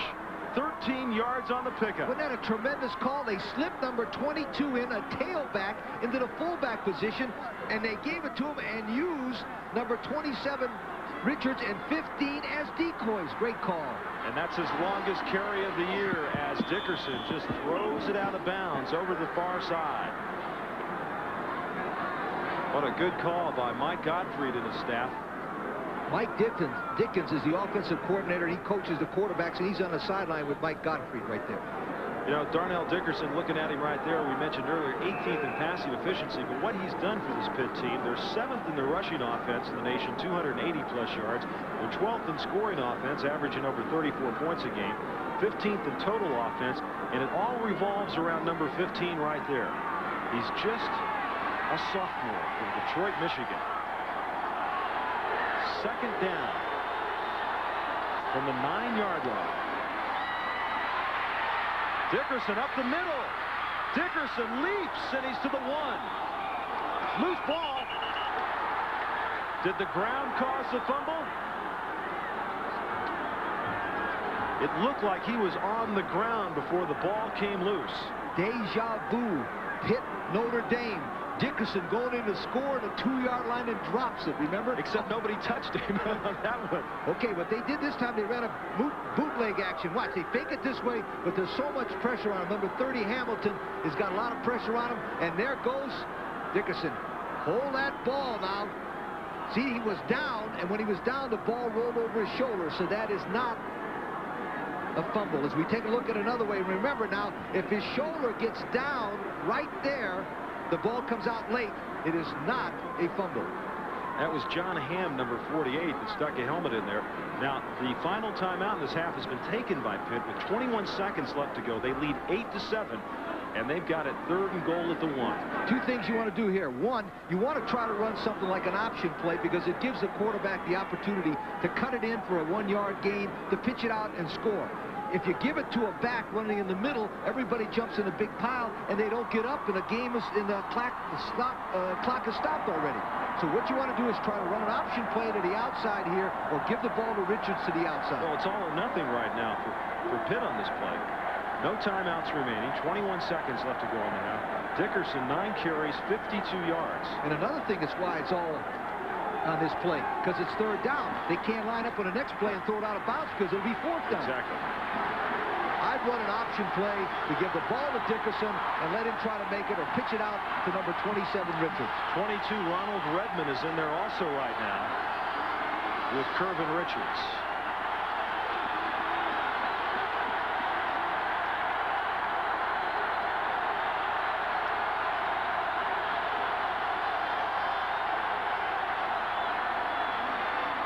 Throwing it, incomplete. They threw it in the end zone intended for Tom Hubner, a backup tight end, and now it's 4th and goal from the 1. Okay, I'd question the call, and I'll tell you why I question the call. And a fake like that and throw it to a guy like that, you don't have but one opportunity. In other words, the guy's either open or he's not. What they did here, obviously, is set up the field goal. They make a good fake into number 22, throw the ball into the end zone, but Penn State had good coverage. Their strategy, obviously, was throw it to the end zone. If it's incomplete, we'll kick 3. And that brings on Scott Kaplan on 4th and goal from the 1. Ball will be placed down at the 8-yard line. Kaplan 7 of 10 this year. 18-yard attempt. And the freshman from Coral Springs, Florida, knocks it through. And Pitt has moved out to an 11-7 lead. Looking back on that now, Lee, they got a chance with the pass to go for it all. If they don't go out, they still got a chance to kick a field. They come away with something. They came away with something, but also give them a chance with a field goal will catch them. But I still think it was a better play to go for 6. You know, 3-pointers are not going to win this game. You've got to have to get at least another touchdown because Penn State's going to come back in the 4th quarter. Let's check out some other scores here. First of all, we'll tell you about Wyoming and Houston. And that's coming up after this game. 10th-ranked Cowboys of Wyoming down at the Astrodome tonight. And these two teams, I don't know if they've got a scoreboard that can get all those points on the board. That's coming up immediately following our game. And, of course, at halftime, we'll be sending you back to Tim Brando. Get you caught up on all the scores. 15 seconds to go. First half, and Pitt now with a 4-point lead, 11-7. The other school of thought, I'm sure, on Mike Gottfried's part, is that Penn State has not been a prolific offensive team this year, and thinking that maybe 4 points can win a game like this. Possibly, but not away from home. Yes, I would take that strategy if I was playing at Pitt Stadium, but you always give and try to get ahead by 14 in the 4th quarter away from home because that takes the crowd out of the game. That's why I would have gone for the option play and tried to score on a touchdown. Van Horn to kick it off for Pitt.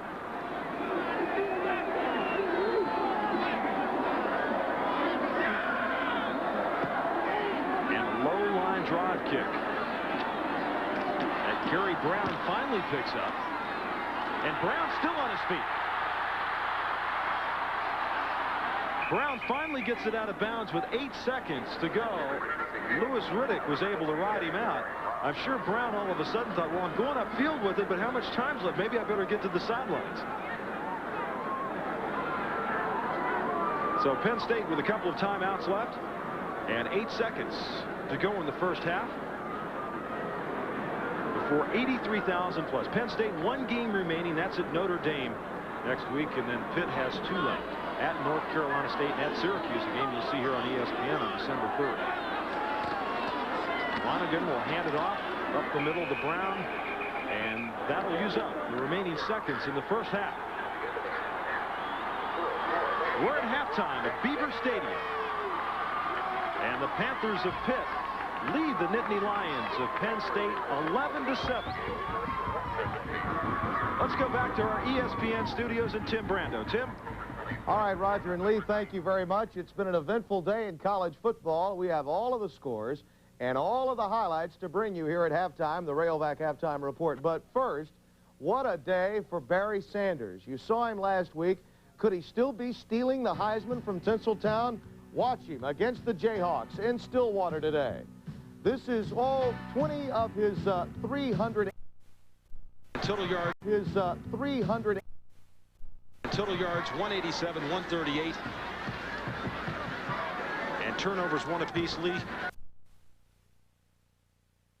It is dumped by Ricardo McDonald, the freshman from Patterson, New Jersey, back at the 11-yard line. McDonald's got great quickness. He's coming from your left side right there. Number 77 doesn't get a chance to get him because he's so quick. McDonald is from Patterson, New Jersey, and one of the great things about him is his acceleration. He can get to the backfield so quick. And for McDonald, he had a half sack coming in, so he's got 1.5 now. Both wide receivers, Timpson and Daniels, to the near side. And they'll give it to Thompson, who's across the 12 to the 13-yard line. The plus yardage, the minus yardage in the scoring drive lead. Penn State started off with a safety, not very good. Interception, even almost as bad, a missed field goal. They didn't play very well offensively. Got one good drive, scored on a short yardage play, and then they ended the half. Really, basically, Penn State has not been able to establish this running game, and therefore that's why they're losing the Pitt. A lot of gray matter in that graphic. 3rd down and 16. They hand it to Sam Gash. And Gash is tackled at the 15-yard line. Jerry Olszewski, 55, one of the men there, and also Tom Sims, number 89, on 3rd and 16. They run it. An interesting call. Now, Olszewski beats number 74 to the line of scrimmage because he's so quick. Jonathan is not as quick as Olszewski, and Olszewski got to the play before he can... Doug Helkowski standing back at his 5-yard line to punt it. Olszewski had 5 tackles in that first half. Barely got that one away as Alonzo Hampton takes it at the 47-yard line and doesn't get any farther than that. But for Pitt, that's good field position. 13-16. Left to go 3rd quarter. 36 yards on the punt for Helkowski and Darnell Dickerson. And the Pitt Panthers will come out. Once again, gray is not good. Orange and minus yardage, and then the yellow is the plus. But then they come back with a beautiful 80-yard drive right about now, which really turned the ball game around in their favor. That was a great drive, and they got a field goal on 4th and 1. So they had some momentum going into halftime. 1st and 10 from the 48-yard line. Kirvin Richards to the 46, and Kirvin Richards, a freshman from LaPorte, Texas, is over 1,000 yards rushing this year, and the first 3 games this season really didn't play that much. A penalty marker is down on the field. You know, everybody wants an opportunity. Everybody just wants a chance to go out there and play, as the penalty is going to go against Pitt. And sometimes you earn that in practice. You earn it in spring football. For Kirvin Richards, it was because of an injury to Adam Walker, who was a good back in his own right, and he was there when the opportunity presented itself. Red ball foul. Personal foul after the play. Offense. 2nd down. Richards has taken advantage of that opportunity, and he has made himself into a great back. That's a couple personal fouls we had on Pitt. Well, it's over aggressiveness, but you got to be very, very careful. It's almost unheard of to have an offensive player get piling on against a team. It almost looks like they made a mistake there, didn't it? It sure does. 1st down and 20 from the 38-yard line. And they give it to Crossman on that quick hitter. And the fullback from Pottstown is up to the 39-yard line. Gain of about 1 on that play. Mike Gottfried, head coach at Pitt. We chronicled where he's been. To Murray State, Cincinnati, University of Kansas, now at Pitt. He's also been just named the head football coach in the East-West Shrine game, which is a tremendous honor for him. The scoreboard is wrong. It is listed as 2nd down. It is 3rd down and 18. 3rd and 18. Dickerson checking off at the line of scrimmage.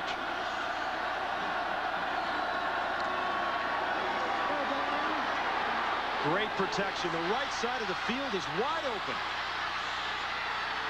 And he's dragged down from behind by Andre Collins.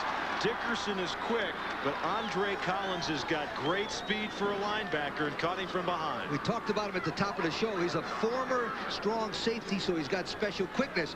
This time, Dickerson gets good protection in the inside of the line. Number 77, Stepnowski, gets a good block in there. Number 72, gets a good block. But now the secondary has really good coverages and forces Dickerson to roll out. Yusef Washington will come in.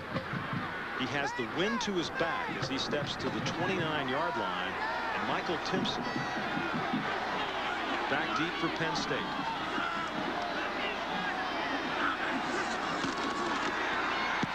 They were coming hard that time, and it's an end-over-end kick. Timpson loses it, and it's recovered by Pitt. It's recovered by Pitt. Tom Hubner, excuse me, the backup tight end. That was a knuckleball type punt, end over end, 32 yards, and Timpson just couldn't get a handle on it. Exactly, the knuckleball. It's floating. It's like trying to hit a knuckleball, only it's trying to catch a knuckler. And you know how hard it is to get a catcher to catch a knuckler ball. Now it's almost impossible to catch his ball. It catches him in the shoulder pads instead of in the hands, and that's why it bounced off of him for the Pitt team.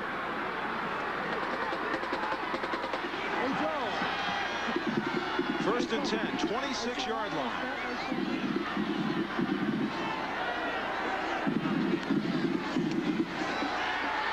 Reggie Williams was deep. Dickerson goes near side, and that's Ronald Redmond. And he's at the 14-yard line. That's a Pitt first down. Redmond's a freshman from Miami. Just his third pass reception this year, as he had Williams deep and chose to go short to Ronald Redmond. A bunch of good-looking freshmen on this Pitt team. Mike Gottfried able to redshirt 15. And he told us yesterday he doesn't really have the luxury to redshirt, though, does he? No, not at Pitt, not right now, but he quietly is redshirting 15 players. First and 10 from the 14-yard line.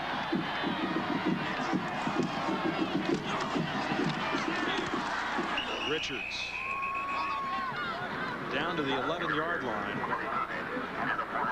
And that was Adam Walker, 29, who just checked into the game. And this was a young man that got hurt against Boston College, and Richards replaced him. If he rides the right side of the line, Stepnowski, number 77, does a great job of pulling and coming there, and so does number 62, Batust. It's a counteraction play. And when he starts one way, it's the linebackers who drive that way, and that's why the misdirection play is working for Pitt. So Walker, 29, is in there, along with Redmond, 22, on second down and 7. It's Adam Walker. That's stuffed up on the left side. Neil Hamilton and Dave Zott both in on the tackle. Loss of a yard on that play. So Kervin Richards getting a rest right now as Joe Paterno pacing the sideline. Usually, Roger, the first 6 minutes of the second half dictates who usually gets the momentum and wins the ball game. Right now, Pitt is taking to Penn State and taking control of the football game. This time, Walker's the lone setback on 3rd and 8, and Redmond will split out wide to the right with Osborne.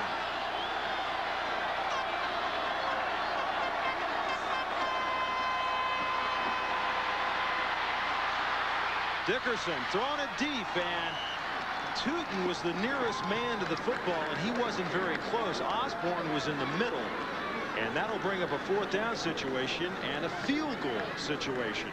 And Scott Kaplan will come on right now. You got to be Penn State. You got to be happy you forced them into a field goal, because it's only 14-7. If they'd have scored a touchdown, it'd been 18-7. Penn State would have had a very, very difficult time coming back. Did you ever recruit kickers from Florida up north? It seems like their feet would get cold. You know, they've kicked in Florida for all those years. Kaplan, be a 29-yard attempt. Well, he missed it, but he made it. What I mean is he missed the football. He hit it very, very low.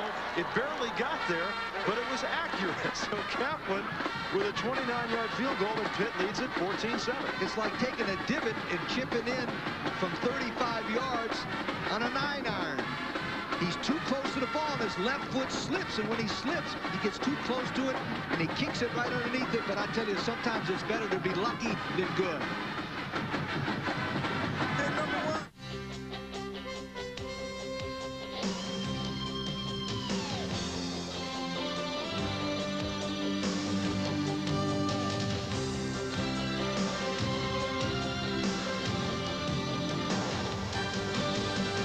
You'll find it at the heart of every truck we build. It's on the street and off the road. It's the new spirit of performance. The top new spirit of Dodge.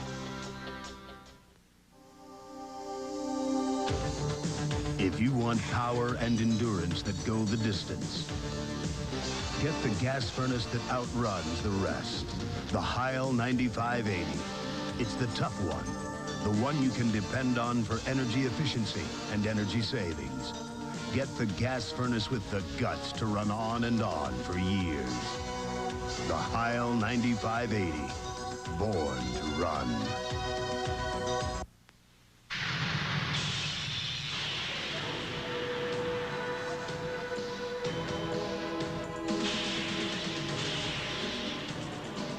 Once, there were a few proud men. Men of adventure, men of courage, men who knew the meaning of honor. There still are, the Marines. We're looking for a few good men. Today's game is being brought to you by Dodge Cars and Trucks. On the street or off the road, it's the new spirit of Dodge. By Heil Heating and Cooling. Depend on Heil. They're born to run. And by the U.S. Marines, we're looking for a few good men. Roger Twyla, Lee Corso with you. Beaver Stadium. State College, Pennsylvania, 9:31 to go. In the third quarter, Pitt leads at 14-7, but if you've just joined us, that's not 2 touchdowns and a couple of extra points. That's a touchdown, a missed 2-point conversion, a safety, and a couple of field goals. So a rather different way to get 14, Lee. But they got 14, and they've got a little bit of momentum. The one thing that Penn State has to try to do is get some kind of a drive, maybe get a field goal, but hope in the fourth quarter with the wind, which is really picking up in back of Pittsburgh now, will be in favor of Penn State in the fourth quarter. Van Horn will kick it off for Pitt, and Gary Brown, Leroy Thompson back deep for Penn State. And there goes the football off the tee. How many times do they let you do that before they tell somebody to come in and hold it for you? It's at the discretion of the referee, usually a couple of times. In this case, it's not that bad a win, but it might be forced to have a man come up and hold it. Lots of times it's the way the kicker sets it on the tee. And now see, he's motioning somebody to come in and hold the football. So the answer to your question is 2 times. 2 times. There you see Old Glory. Wind has picked up again. It was blowing rather briskly before the game and calmed down late in the afternoon, but has picked back up again. Usually the man that holds it, Roger, is a defensive back who's the safety. Lewis Riddick.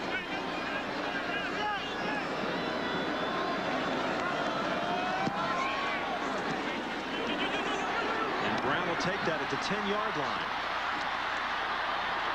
Brown to the outside, and the kicker, Jeff Van Horn, has to go over and make the tackle. 29 yards on the return.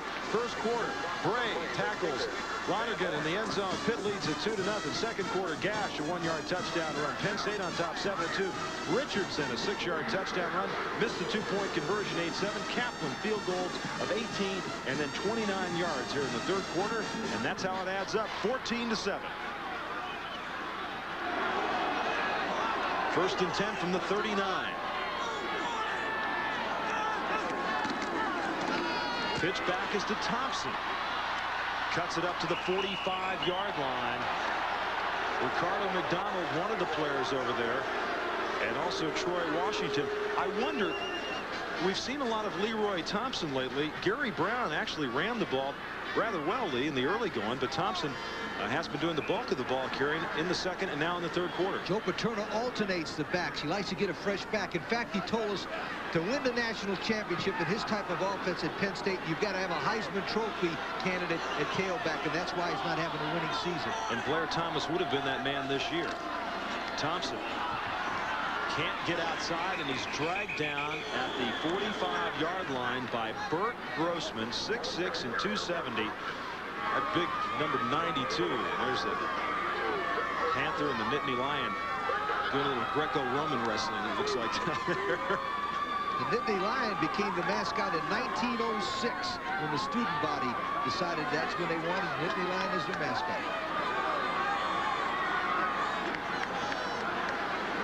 Third down and 4. Lonergan down the middle.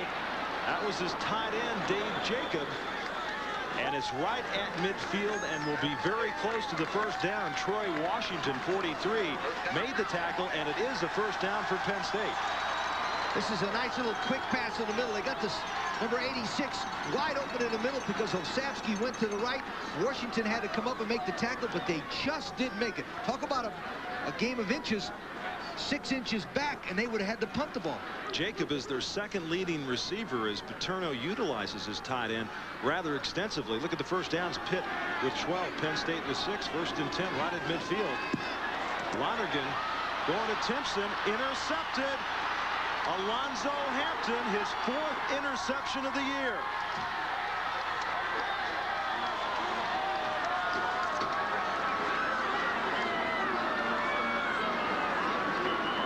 Hampton transferred from junior college, Riverside Junior College in Canada, and in California, excuse me. 15, Lonergan tries to throw to a spot, but boy, Hampton's got outstanding position, but he's also enough of an athlete to make a nice catch. You know, sometimes you can have good coverage, but you can't catch the ball. Nice play by Hampton. So the 4th interception for Hampton and another turnover by Penn State. 1st and 10 for Pitt at the 22. Richards is back in. Kirvin Richards to the 25-yard line where he's met by Andre Collins. Collins will be a candidate for the Butkus Award next year. Kirvin Richards, along with Darnell Dickerson, they'll start talking of Heisman for this freshman. You speaking of the Butkus Award, you know, our distinguished colleague Bino Cook is on the selection committee of the Downtown Athletic Club in Orlando to pick the Butkus Award. That's quite an honor. And they're down to 5 finalists now for that Butkus Award. Jerry Osavsky of Pitt was in the running, but he didn't make the final 5. 2nd and 6. Osborne in motion. Dickerson. Penalty marker is down as Dickerson runs out at the 30-yard line. Keith Karpinski was over there with him, but Scott Gobb was the man giving him chase in the backfield and got him out of bounds, but the back judge threw a flag. Usually when he throws that, one of the wideouts went down, either cracked back or grabbed a hold, and it's usually on the wideout.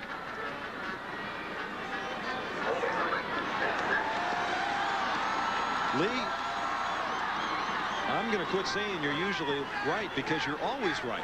Well, one of the things about penalties, the location of the penalty can just about tell you who caused the infraction.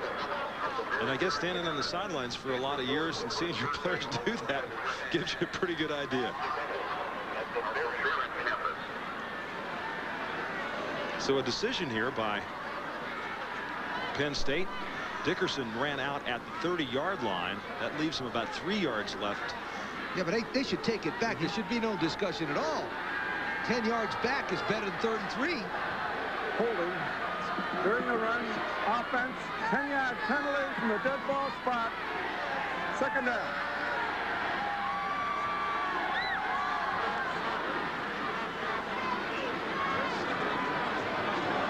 Reggie Williams will check into the game.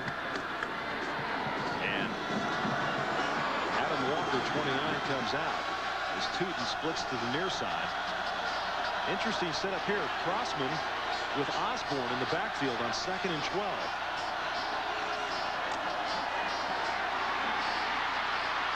Dickerson on the move again. Osborne makes the catch, and he's down at the 37-yard line. That was an interesting formation that time. They had Osborne in the slot to the near side with Crossman the lone setback. Good call, Roger. What they did is put Osborne in the halfback position, and he come out one-on-one in linebacker, that old pro theory, and he got wide open, and Dickerson had enough poise to sprint to his left, turn his shoulders, and throw a sharp pass to Osborne 12 for a first 10. You got to give Matus and Stepnoski, Calaguire, Getz, Ricketts, what a great job of protection they've given Darnell Dickerson tonight. First and 10 from the 38. Walker 29, and he goes nowhere. A loss of 3 at the 35-yard line where Quintus McDonald and Bob Morosco make the tackle. You can tell Adam Walker, 29, from Homestead, Pennsylvania, a great football player, as we look at the misery index, is not running well because he's been hurt. Walker's a junior, and the turnovers 3, sacks allowed 2, penalties 2 for 30, and the 2 missed field goals, one of those blocked. And Kirk comes out of the game right now for Pitt on a 2nd down and 13. Osborne and Tootin, the wide receivers. 5:49 to go, third quarter. Pitt leads it 14-7.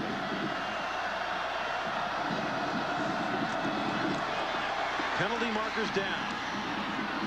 Going up top to Osborne. Incomplete. Willie Thomas was the man on the coverage. Osborne had a chance to catch it, but there's a penalty marker down at the line of scrimmage.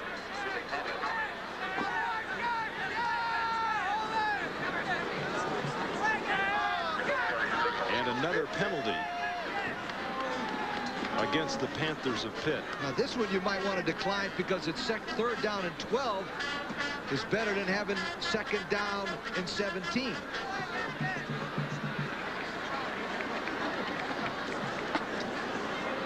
Last week it was interesting in Pitt's victory. Illegal motion. Offense. Penalty decline. 3rd down. Just going to mention last week in their 20-10 win over Rutgers, Lee, the number of offensive plays that Pitt ran to Rutgers, I mean, it was so disproportionate you couldn't hardly believe it. Rutgers had the ball 15 plays in the first half. You don't score many when you only have the ball 15 times. Pitt had it like about 50, right? Yes, sir. 3rd down and 13. Look at this defense for Penn State scrambling around now. Double tight ends. Tootin in motion to the near side. Option, Dickerson. At the 36-yard line, Scott Gobb, and another penalty marker is down.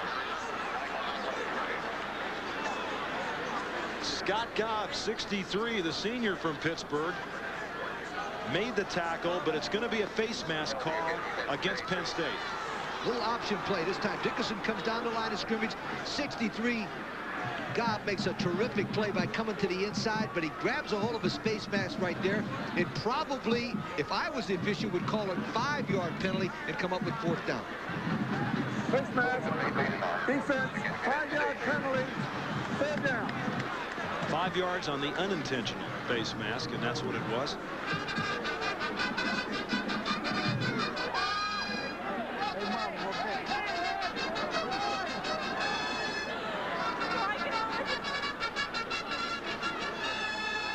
Down and 7. Ball at the 41-yard line.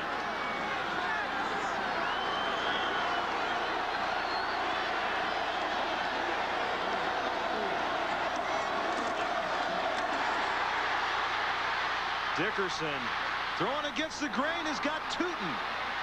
Tootin has the first down at midfield, and what a tremendous job by Darnell Dickerson. Bob Morosco was giving him chase from the near side, and his speed and his patience and his awareness and found Tootin, and he got the first down. And his presence of mind under pressure. But now, Tootin does a nice job. He goes down, finds out that everything is covered. He drifts. You notice how he drifts and squats in the open area? That's a tremendous play because the quarterback can hit him a stationary target better.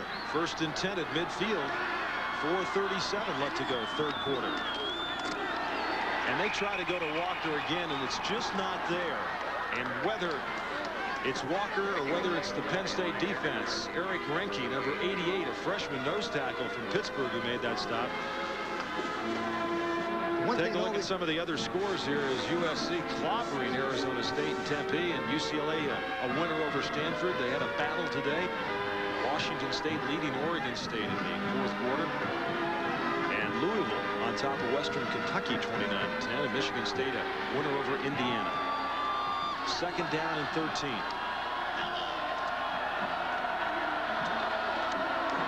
Delay to Richards. And he's back to midfield. Scott Gobb, 63, made the tackle. Do you feel that Walker, it's just because he's rusty from the injury, or what's the problem there? Also, I never like to bring a back too early because of the fact that you always have a tendency to fumble a lot. You haven't been hit, you haven't had the time, and guys like Gobb, number 63, when they strike you and you haven't been practicing a lot, you have a tendency to fumble. That's why I would not bring Walker back in this game unless it's absolutely necessary. Third down and 10.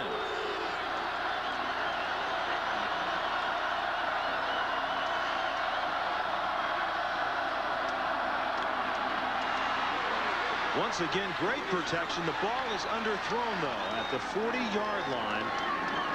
Billy Osborne, the intended receiver, and that'll bring up a punting situation for the Panthers of Pitt with 3:07 to go. Third quarter. Penn State's just kind of hanging around, aren't they, Lee? Hanging around for the fourth quarter with the win and 83,000 people rooting for you. It's a tough way to beat a team. Terry Smith back for Penn State at his 13-yard line as Yusef Washington with the wind to his back. Washington now is a backup quarterback. He's at the 36. Low end-over-end kick, and Smith will field it at the 14. To the 25-yard line, 36 yards in the punt. Pitt leads it 14-7.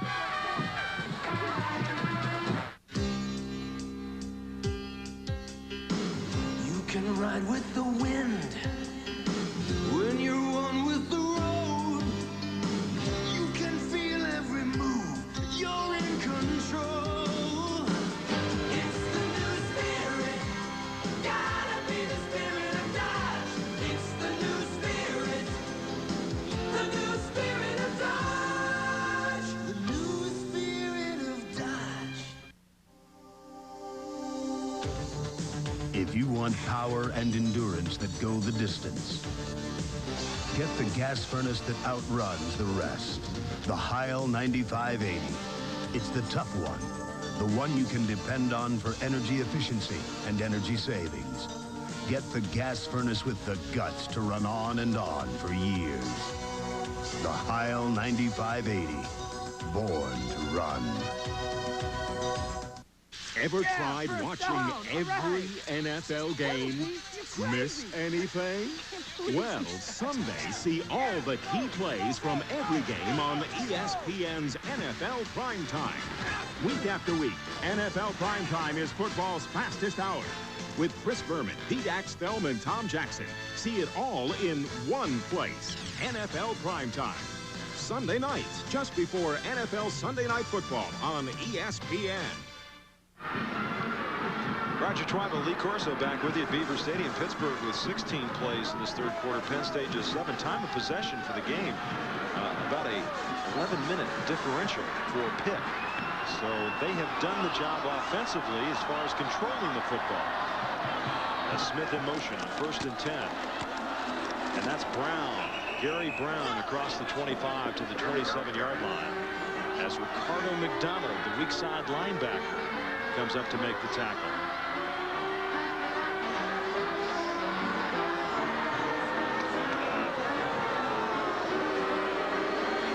One of those freshman linebackers for Pitt.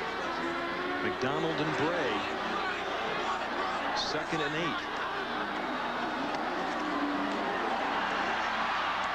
Lonergan thrown off his back foot. It's up for grabs and nearly intercepted by Troy Washington. Number 43, who 2 years ago in this Pitt-Penn State game picked off a pass and took it back some 80 yards for a touchdown. One of the reasons that Boo and Lonergan last time was number 58. Watch number 58, Curtis Brady, your right-hand side of your left-hand side of your picture, scaring him. He knew he was coming from the blind side. Number 43, Washington's in good football position. 55, Osavsky's on the blitz.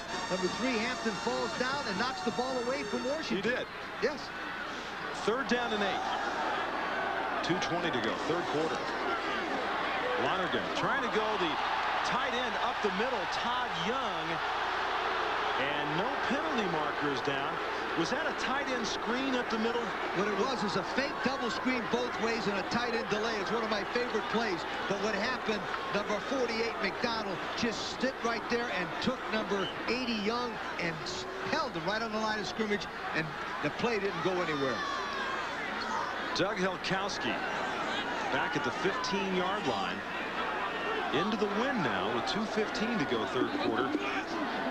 And Alonzo Hampton at his 34-yard line. High, very high punt. And Hampton's going to have to let that fall. That's always dangerous when you do that, but he couldn't make the catch, and it rolls back to the 34.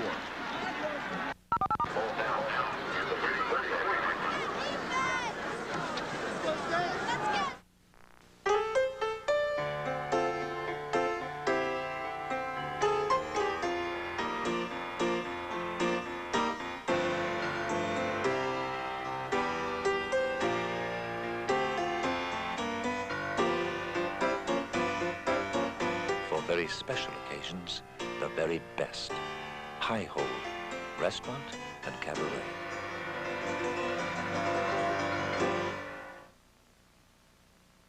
For the key to your new truck, see Schmidt GMC, Pittsburgh White GMC.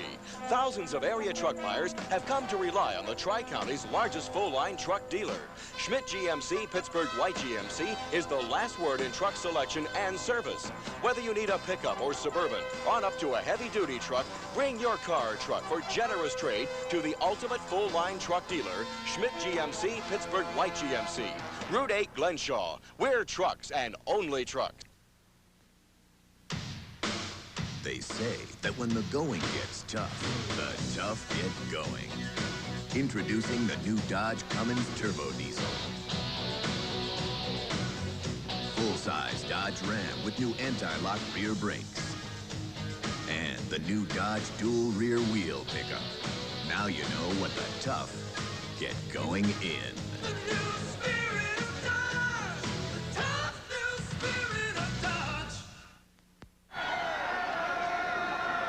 Pitt leads Penn State 14-7 in the 3rd quarter. They've got the wind to their back with 2:03 to go. 1st and 10 from the 34-yard line.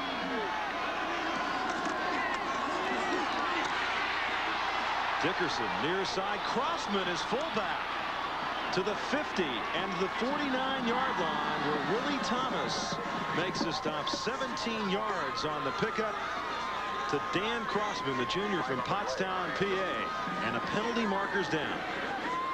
You'll notice they'll fake the ball, but they're bringing number 31, Crossman, right out of the backfield. They're doing a good job of play action, freezing the inside linebackers, and he's wide open to the outside because number 84. Defense, 5-yard penalty, 1st down.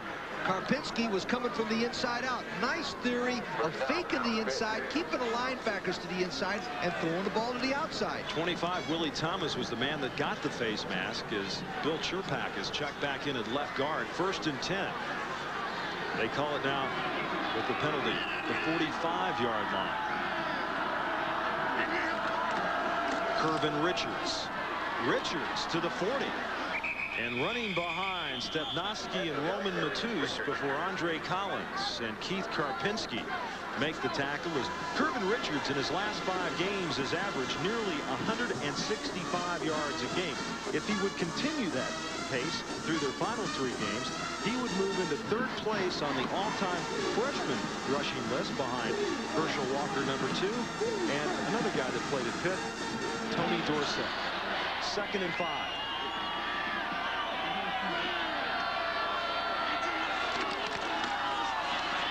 Dickerson will keep it. penalty markers down as he's brought down at the 39-yard line. Andre Collins, 31. And a holding call. Jeff Chapman was also there on the tackle. Akron leading Temple in the first quarter. As we take a look at some of the other scores, Texas Tech a winner tonight. Utah defeated Utah State.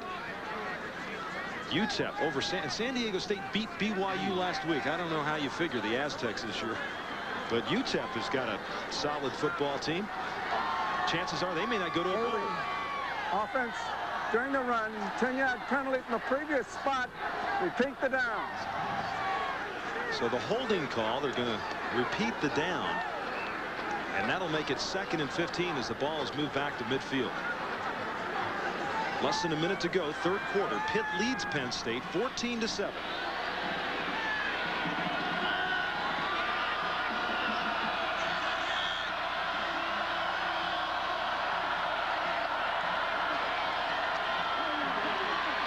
Dickerson going downfield. Hubner, the tight end, cannot hold on to the football. Man, he really wanted to swing it out to Ronald Redmond, who was in the flat out to the right side.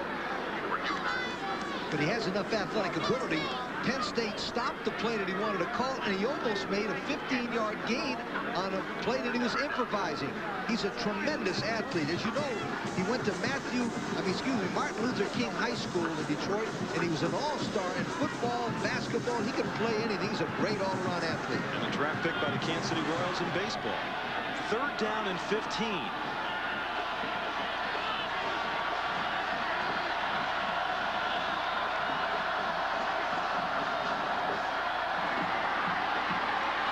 Going up top. Incomplete. Baron Jackson, the intended receiver. And back on the coverage was John Hamm, a freshman from Pittsburgh who did it. Well, there are 2 freshmen right there. Baron Jackson from Baton Rouge, Louisiana, and John Hamm. Jackson's going down. He's got good position on the man. Now watch. As the ball is thrown, number 48 goes up and deflects it just at the last moment. Sensational play there by Chris Cesar.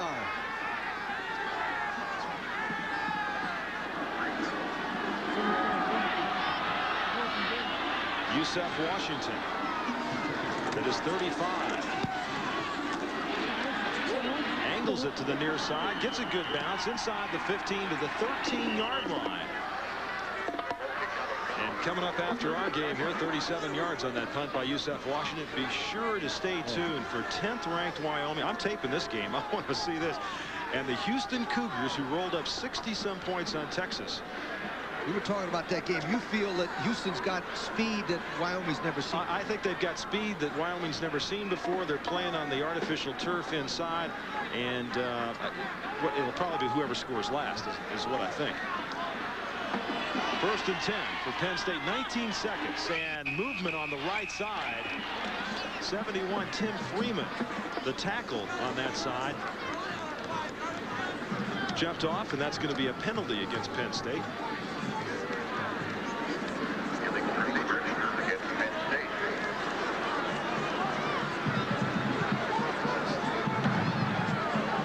Dead ball foul. Ball start. Offense. First down.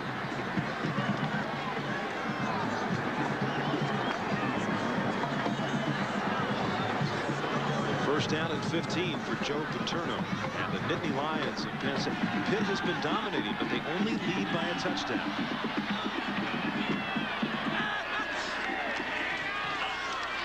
Picked off.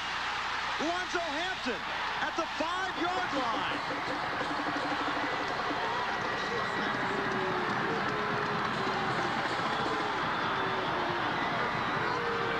Second interception for Hampton tonight, his 5th this season. Monaghan throws the ball. He keys the ball off before anybody knew it. Boom. Hampton from Denver, Colorado, got the interception. The reason why, watch him stare. You notice how he stared at the receiver, number 26?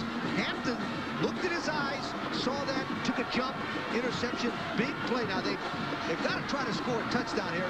The heck with these field goals, or Penn State can still come back. 1st and goal from the 5, 14 seconds left to go, 3rd quarter.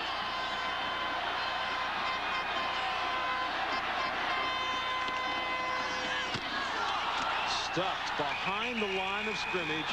Is Kervin Richards in a fumble, and Penn State's got it.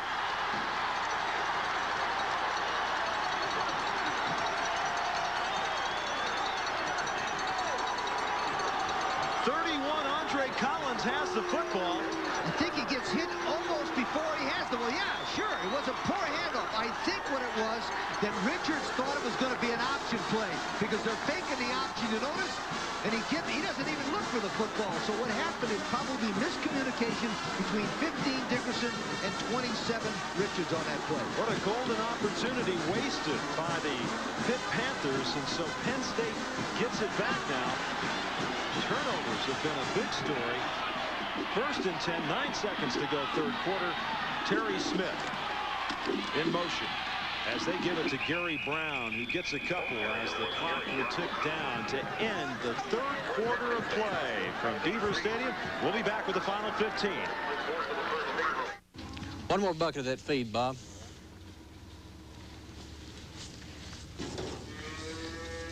This is a tough business. I have to spend money wisely. That's why I buy Brander's jeans. They're tough, durable, comfortable, they look good, and they're about half the price of the other jeans. So get Brander's. It's a smart buy, and that's no bull. Brander's jeans by Dickies. Priced to fit America. My mom's going to Tokyo on business. Tokyo, where's that? About 1,000,000 miles away. Wow, she better bring a sweater. Every day, Northwest flies from more of the U.S. to more of Asia than any other airline. You just got a frequent flyer award, huh? That's right. You don't fly frequently. No, infrequently. How can you be a frequent flyer if you don't fly frequently? How can I hit the ball if you're talking to me? How can you hit the ball if you're going to be talking over there? On Northwest, you don't have to fly a lot to earn a free trip fast. Gillette has changed the face of shaving. First, we made it closer. Then we made it smoother.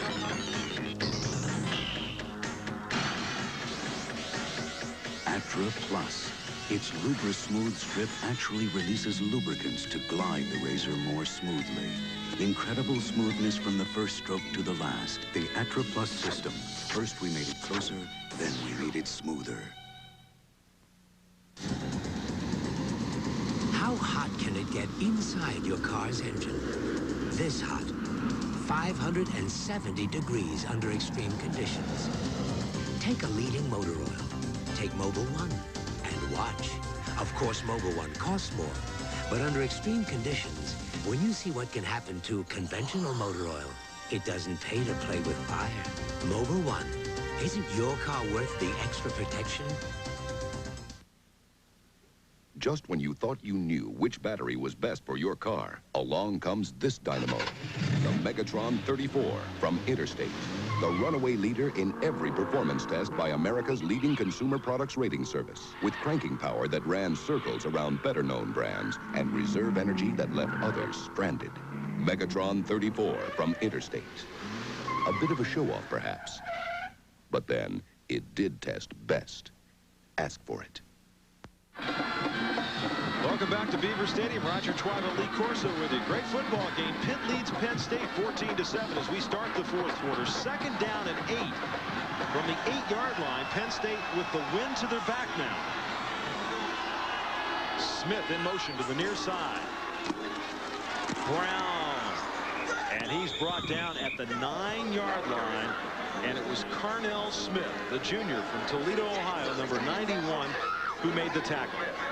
The impressive thing about Pittsburgh is 92 Grossman, 97 Esters, 89 Sims, and 91 Smith are as good a defensive line we've seen, with possible exception of the Auburn defensive line.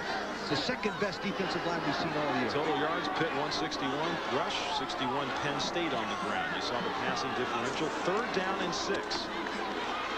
Lonergan from his own end zone, throwing back across the grain. And he's got his tight end, Dave Jacob. Enough for the 1st down. At the 20-yard line, Prentice Wright, a sophomore from Orlando, Florida, was on the coverage. What a call. You know how dangerous this is? This could be the game right here. Lonergan rolls out to his left, throws the ball back right over the outside. outstretched hands of one of the Pitt men, and right number 7 makes the play. That play, if intercepted, is goodbye. The game's over. Dave Jacob, the senior, second leading receiver on this Penn State team, and it's 1st and 10 now from the 20-yard line. Lonergan has got his man at the 32-yard line. That's Odell Wilson. And another Penn State first down. Just the 5th reception for the senior from Brockton, Massachusetts. Cornell Holloway made the tackle. As soon as Joe Paterno got his team turned around with the win, he turned Lonergan loose. That was a perfect throw that time to Wilson because he had to turn his shoulders. First down. Now notice the difference in the momentum. 4th quarter, away from home, you got to be ahead by at least 10. Another first down at the 35-yard line. Lonergan checking off at the line of scrimmage. Brown behind the line of scrimmage. He gets back to the line of scrimmage. Burt Grossman, 92, is the man that came busting through and held him up. He did lean forward and get back to the line of scrimmage, but a good play by Grossman. You know, he automatic this play. I wonder what the other play would have been, because this one wasn't very good. Number 11, Cash takes a dive and cannot knock Grossman down. Grossman's a fine football player because he's got great athletic ability for 6'6", 270. And he's got a good one playing behind him, Mike Chalensky, a freshman, who's going to be a great player for Pitt. 2nd down and 10. And around, Michael Timpson to the 43-yard line. That's short of the first down. Troy Washington, 43, and Lewis Riddick, the strong side safety, over on the tackle. Good call by Joe Paterno. They run a little reverse play to get everybody down. Grossman starts to his left. He gets pulled down by 86 Jacob, but look at the speed and quickness to roll out. Now the pro scouts right there will grade that guy A+ for effort on that play. Tremendous play. 3rd down and 2 for Penn State. 12:25 left to go in this football game.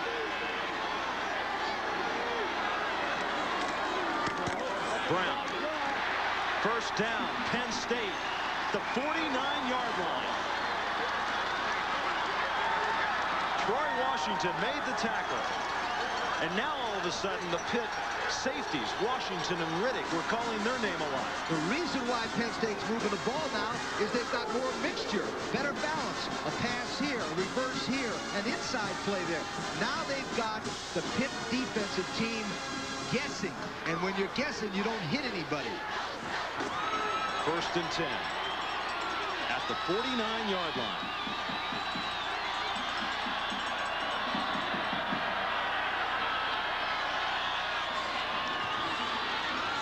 Lonergan, well, I'll tell you what, there was nothing there.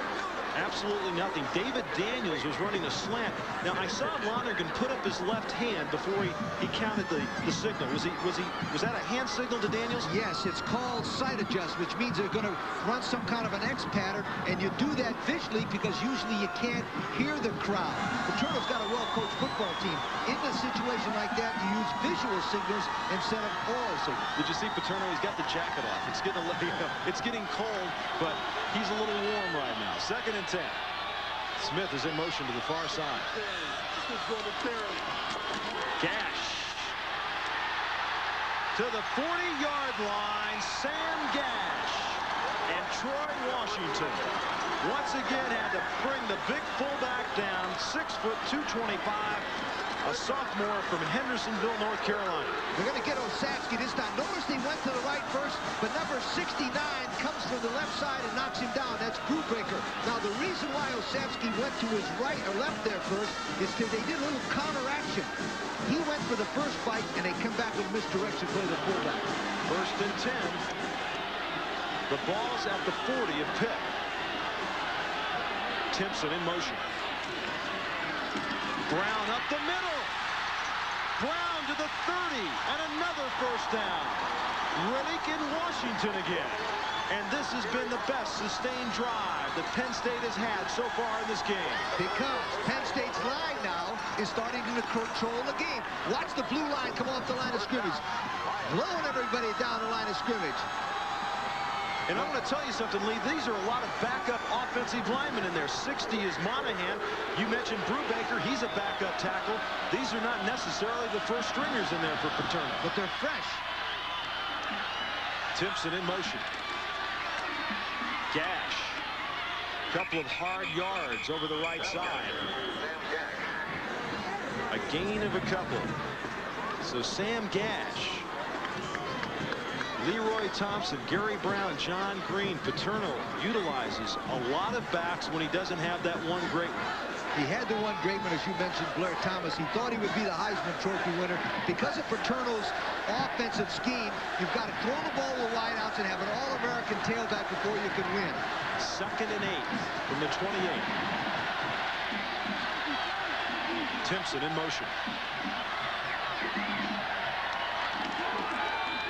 Gash again.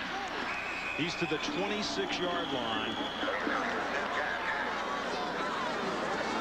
And those are hard yards right now for Sam Gash. See number 92, Grossman. He's so experienced. They pull number 66, Wisniewski, to try to trap him, but he whips Wisniewski to the inside and makes the good play on the fullback. Did you see how Olszewski couldn't really get in the tackle, but got his back and was leaning the blocker back in toward the runner? Anything he can do to plug up a hole. 3rd down and 6.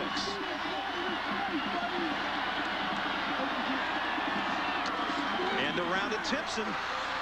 He falls down. He loses the football. But they're going to say he was down at the 27-yard line, and Lee, he had room to run. Did he ever? But what happened is he started to sprint into the hole, but he stumbled. And when he stumbled, the ball came loose. Nice call again. 66, Wisniewski gets out in front of him. He stumbled right there, but the ball was caught. The fumble was caused by the ground, so therefore it wasn't a fumble. 4th down and 3. Pitt leads Penn State 14-7, and the Nittany Lions will go for it. 8:55 left to go in this football game, and now Lonergan calls a timeout.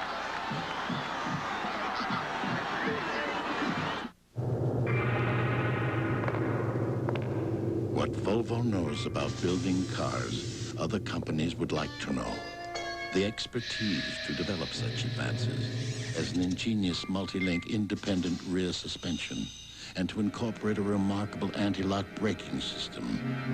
And now Volvo's most coveted secrets are for sale. They can be found in the 760. Oh, give me land, lots of land under sunny skies above. Don't fence me in. Now UPS delivers to every country in Western Europe, the Pacific Rim, Down Under, and Canada. And because we're so efficient, we can deliver your international parcels and documents for fewer francs, yen, or drachmas than other companies charge. Don't fence me in. UPS, we run the tightest ship in the shipping business. I was hired midway into the revolution. The independent forces, PC users, had begun to form guerrilla work groups hooked together like tinker toys. Stubbornly independent, but cut off from the main source of power. No electronic mail from one outpost to the other. No shared resources. Chaos was the price they were paying for freedom. So we put up Wang's PC land. It networks the PCs, yes. But it also networks the networks. Today's game is being brought to you by Volvo, a car you can believe in. By Dockers. If you're not wearing Dockers, you're just wearing pants. And by Attra Plus. Gillette made it smoother. Roger Twyla, Lee Corso with you at Beaver Stadium, and that is Henry Adkins, a sophomore from Charlotte, North Carolina, who has been brought in to attempt the field goal. He has only made one this year. This will be a 39-yard attempt. Tarasi has had problems tonight and last year against Pitt. The reason he's going for a field goal so he doesn't have to go for 2 to win the game. The line drive is no good. So Penn State is 0 for 3 tonight in field goal attempts. They've had 1 block. Last year against Pitt, they had 2 blocked. 8:50 to go. Pitt will have the ball when we come back. You might think owning a car this luxurious would be prohibitively expensive. But don't be fooled. Because this car was recently rated the best overall value of any European car in its class, which makes the Volvo 740 something rare indeed. See you later, Dad. A luxury sedan for people who don't consider any of their income disposable.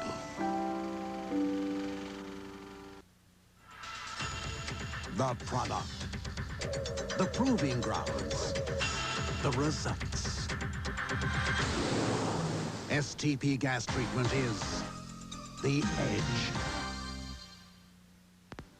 Wanted. NFL seeks brilliant coach. Can you outsmart your opponent with a strategy you plan from 20 offensive and 12 defensive play formations? Well, here's your proving ground. With over 200 NFL highlights, play action VCR football from Epix. ESPN is your ticket to the NFL when the Minnesota Vikings and Dallas Cowboys go head-to-head. The Vikings' Anthony Carter lights the fuse on a team just waiting to explode. Deep in the heart of Texas, Herschel Walker bulldozes a clear path for the Cowboys. The Minnesota Vikings and Dallas Cowboys battle head-to-head on NFL Sunday Night Football at 8 Eastern, live on ESPN. Well, you get to watch that Vikings-Cowboys game. I'm going to be on my way to Ireland, so I'm going to have to tape that one, too. Can you imagine people getting on one of the greatest coaches of all time, Tom Landry? It's amazing. It's been a tough year for him. 1st and 10 from the 23 for Pitt. 8:50 left to go. And Kirvin Richards to the 30-yard line. Lee, let's go over that field goal attempt again and the philosophy behind it by Joe Paterno. First of all, they were going to go for it. They called timeout to decide what they were going to do as we look at some scores. Then what they decided, let's kick the field goal, make it 10. We don't have to go for 2 to beat them in the 4th quarter. That was his thinking of it. It didn't work because he didn't obviously make the field goal. But when you're 5-4 and you're trying to get things together for next year, you think that maybe you'd go for the touchdown. But Joe Paterno's never been 5-4 very often, so he doesn't think like a 5-4 coach. On 2nd and 3. But Richards spins away. Kirvin Richards inside the 45 to the 41-yard line. And he's finally pulled out of bounds over there by number 9 for Penn State. That's Darren Perry, 30 yards on the pickup. It looks like the tease we had at the opening show. Let me watch him. He'll get hit right here and then do that spin. Well-coached football player. Notice he got hit by 36 hard, but he did that spin and kept right on going. And number 9, Perry catches him from behind. But he did another nice thing, too. He switched that ball, used that other hand to protect it. 24 carries, 119 yards for swerving Kirvin Richards. 1st and 10 at the 42 and going nowhere that time. And stacked up at the 45 is Richards. Kirvin Richards, a native of Trinidad. First football player he ever saw when he watched it on television, Tony Dorsett. This time, Richards doesn't get, he's welcome to the Penn State-Pittsburgh game. Whew, a lineman hits him before he could move. There's no read on that one. Number 88, Redkey, smashed him before he had a chance to get to the line of scrimmage. Both wide receivers, Osborne and Tootin, split to the near side on 2nd and 13.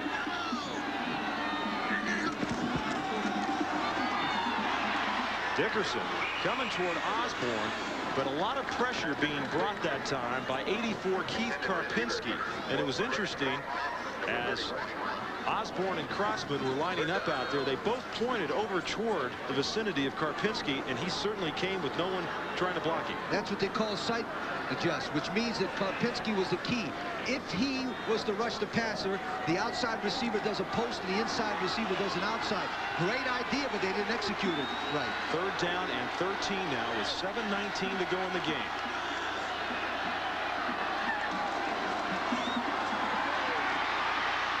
Dickerson tackled from behind at the 36-yard line by Scott Gobb, 63. Frank Giannetti was also over there, and that's going to be short of the 1st down. Now keep in mind, Pitt into the wind right now. And Yusef Washington and the punting team will come out with less than 7 minutes to go. Well, Joe might have to go for 2 after all. He hopes he has the opportunity. Terry Smith is back at the 10-yard line, and that's Washington standing at midfield.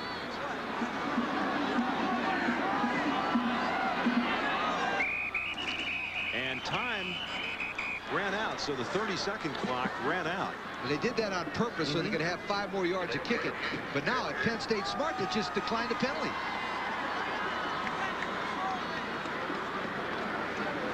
Just decline it, Joe. Make him kick it from right there. Decisions, decisions, decisions.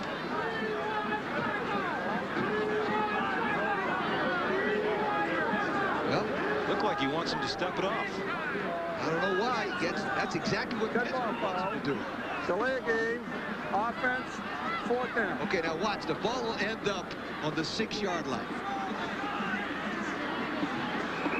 Washington now standing at his 45. Now into the wind.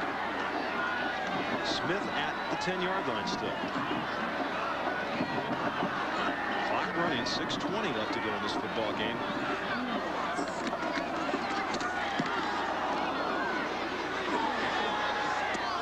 At the 10-yard line, and he goes nowhere. 22 was down there for Pitt. That's Ronald Redmond.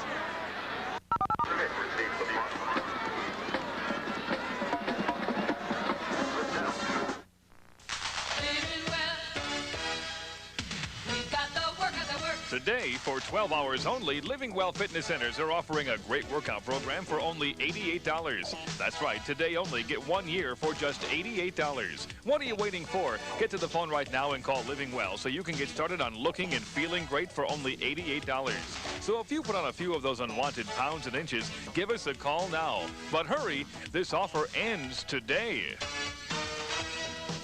Give customers what they want at competitive prices or less, we say, here at D-Moore's Lincoln Mercury Mercor. Like putting Mercury's 1988 Cougar at end-of-season low prices. And let's include the 88 Mercury Sable Sedan on that affordable list. Presto, as little as $499 down and $239 per month on these clearance-priced 88 Mercury models. At D-Moore's Lincoln Mercury Mercor, McKnight Road, North Hills. Hurry in for super savings on our 88s and see our new 89 models.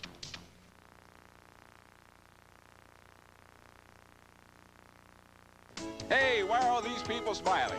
We just got the best deal in town from Sullivan Chevrolet on a new Beretta. Sullivan Chevrolet Route 8 Etna has long had the reputation of giving their customers the best deal in town and putting a smile on their face. I'm Elda Sullivan. We at Jack Sullivan Chevrolet pride ourselves on our happy customers, and we pledge to give you the best deal in town. Now you can see why all these people are smiling. Sullivan Chevrolet Route 8 Etna, why are you smiling? I got the best deal in town. This week on cable, take a closer look at the world and at some live rock and roll. 11 to go. 14-7, Pitt leads it as Timpson comes in motion. 1st and 10 from the 10-yard line for Penn State. Brown outside. And he got running sideways a little bit too much, and he's hauled down at the 14-yard line by Troy Washington. Cornell Holloway. This is a terrific Pitt defensive football team. In the nation, they're 4th in total defense, 1st in pass defense, and as you take a look at the score by quarters, Lee, since Mike Gottfried and John Fox's defensive coordinator have been here, they've been ranked 9th in the nation in 86, 4th in the nation in 87 in total defense, and they're on track again for another top 10 finish. They've done a tremendous job. 2nd and 7 as Timpson is in motion again. Brown, same play. Lewis Riddick, 5. To help out on the tackle. Also Jeff Esters, number 97, a freshman from Dania, Florida, is there. So the clock is running now. Penn State with 2 timeouts left, and they're faced with a 3rd down and 4. One of the problems with 3rd down and 4 in this situation is if you don't have a real good passing attack, you can have a turnover on a deflection or something, and that turns the game over completely. Lonergan, 8 of 18 for 114 yards and 3 interceptions. He had not thrown an interception this year coming into this game in his limited amount of time. And boy, I'll tell you what, nearly a great catch over there by Dave Jacob. Outstretched arms, but Ricardo McDonald was right on him. And now, with 4:50 to go, Penn State's going to have to punt the football away. Doug Helkowski will have the wind to his back, standing inside the 5. And a line Alonzo Hampton, who's had a couple of interceptions, back at the 40. If Joe was Bobby Bowden, he'd fake this one, right? And go all the way and win the game. But Baruski, you mean? Yeah. But great hang time on that punt, and Hampton, the fair catch at the 45-yard line. 39 yards on that punt by Helkowski. The storyline here, safety touchdown and 2 field goals for Pitt. Penn State 3 missed field goals, 1 of those blocked, and of course 3 interceptions. And consequently, with 4:44 left to go, Pitt leads at 14-7, and they're looking to move their record to 6-3 and be in line for a bowl bid. The Peach Bowl is here tonight, the All-American Bowl, and also the Sun Bowl. 1st and 10 from the 45. Curvin Richards. Richards inside the 40 to the 38-yard line. Andre Collins makes the tackle, 17 yards on the pickup for the freshman. Tremendous block by number 31 right there. Watch the block. Number 31, Crossman, doesn't get his name called out very much, but right now, that's why the Richards is getting 1,000 yards. He's got an unselfish player like Crossman, 31 blocking. We saw it last week with Limbrick at Oklahoma State. Every time you've got a great tailback who's rushing for that kind of yardage, he's got a great fullback who can block in front of him. 1st and 10 at the 38. 4:15 left to go. Richards. He's to the 35 and leans to the 34-yard line, where Andre Collins will come up and make the stop, and the clock continues to run now. Less than 4 minutes to go in this football game. 2 things that Pitt's working on right now. 1, they're working on the clock because it's his ally, and 2, they put what they call a 2-hand drill. Everybody that touches the football, from the quarterback to the wideouts to the tailback, keeps 2 hands on the ball until the referee comes and takes it out of your hand. 2nd down and 7. Osborne and Jackson split to the near side.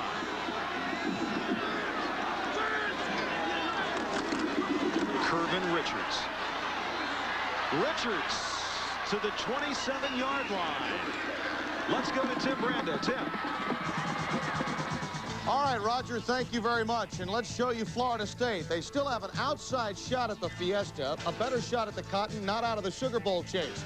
Sammy Smith will outrace the Virginia Tech Hokies for the touchdown. They lead 7-0 to the Seminoles early on. By the way, the Gator Bowl is still very much a possibility for Pitt, Roger. Okay, Tim. Obviously a win tonight, and North Carolina State on the road next week. 1st and 10 at the 27-yard line. Richards inside the 15 to the 14-yard line, where Keith Karpinski makes the tackle, as Curvin Richards, the freshman from LaPorte, Texas, is making himself known tonight. He'll start to his left, and it's a misdirection play. Right there, number 64, Caligore, gets a good block, but that man, 31, Crossman, got the key block on the line of scrimmage. Watch number 31 come through the line of scrimmage and block the linebacker right there. That allowed Richards to hit the seam, and that's why that play was successful. 1st and 10, 2:38 left to go. Pitt leads it 14-7 from the 14-yard line.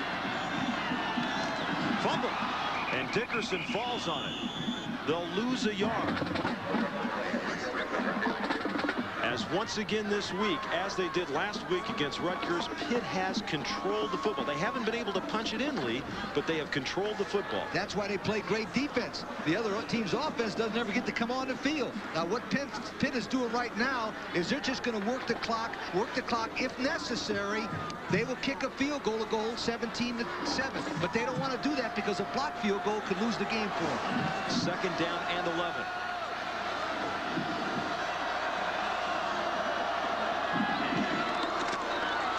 Richards. He gets about 2 to the 13-yard line. Scott Gobb, 63, the senior from Pittsburgh, makes the tackle, as we've got 1 minute, 38 seconds left to go. And Penn State wants a timeout. They'll have 1 timeout left. 14-7.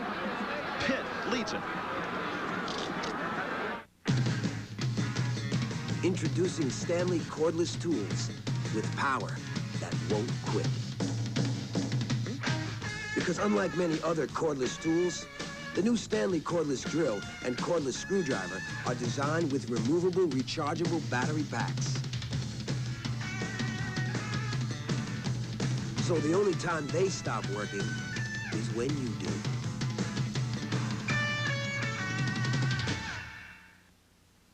I don't want to move. Allied people, people that you trust. Why not? I won't know anyone. Making new friends is easy. No, it isn't. Sure it is. Not for me. You made one already. Who? Me. They're one in a million, they're one of a kind. They're the one America trusts. They're Allied Van Lines. Friends? Friends.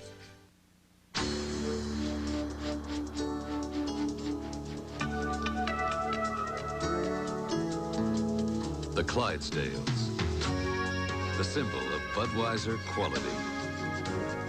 A beechwood aging, the choicest natural ingredients, and a genuine commitment to freshness and taste. One beer lives up to all this. Budweiser. Roger Twibble, Lee Corso back with you at Beaver Stadium. 3rd down and 8 for Pitt at the Penn State 13. 1:38 left to go in this football game. Richards down to the 12-yard line, and he is over now 160 yards rushing tonight. And a timeout is called. And Penn State has now used their last timeout with 1:29 left to go. And Pitt looking at a 4th down and 8. Pitt, if they win tonight, it'll be their first time Penn State has lost consecutive games to Pitt since 79 and 80. This is how they started out. Wins over Northern Iowa. The Ohio State win looked huge at that time of the year. Then they lost to West Virginia. Tough loss at Boston College. Played tough against Notre Dame. Then beat Temple, beat Navy, beat Rutgers. And now Penn State tonight. And 2 remaining games on the road. And that'll be North Carolina State on the 19th, and then December 3rd, a game against Syracuse that you'll see here on ESPN. The last thing that Godfrey told his kicker and holder, whatever you do, if it's a bad snap, don't try to put it down and kick it so they can block it and go all the way and try to beat us. If it's a bad snap, fall on it. We'll give them the ball at the 20-yard line and hope that our defense can hold them. Well, a lot of people tomorrow will look back at that 4th and 3 that Penn State was facing. And Joe Paterno decided to go for the field goal. They've missed 3 field goals tonight, but this man Kaplan has hit 2. This one will be a 30-yarder. Billy Osborne will hold it.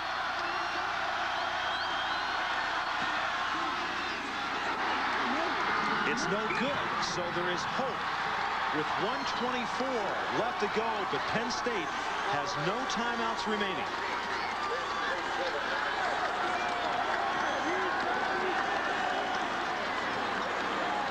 Snap looked a little wobbly. It was a little bit high to the right. The kicker came through real nice, but he looks like he pulls it. Kaplan does to the left. Now, here's the case.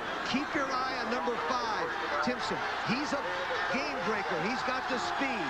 Tony Sackett is checking into the game right now for Penn State. He's a freshman from Delran, New Jersey, and was replaced by Lonergan last week. A 6'5", 202-pound freshman with 1:24 left to go.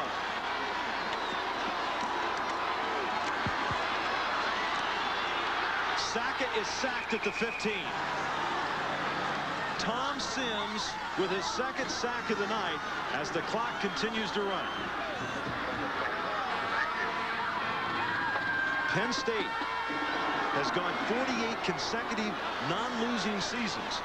A loss tonight puts them at 5-5, and they face Notre Dame next week as Sackett throws it downfield, and Alonzo Hampton was in the area to pick off his 3rd pass of the night. There's the young man, 38%, 786 yards, 4 touchdowns.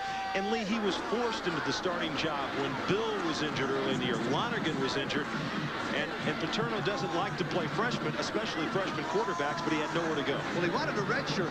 He wanted a redshirt and give him that year experience, but he had to put him in a ball game. And this was a very difficult time to put him in there because the Pitt linemen now are just teeing off and trying to hit him. There's no tomorrow for the Pitt linemen. They're just going after Saka right now. 3rd down and 16.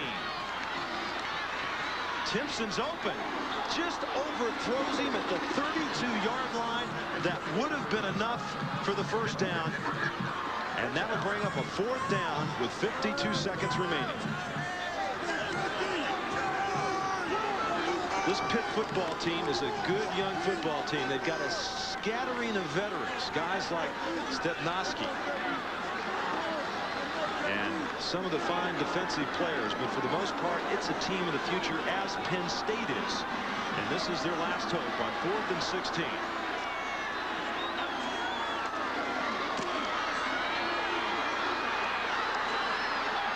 Sack is going deep to Smith. Incomplete. And Pitt will have it with 44 seconds remaining.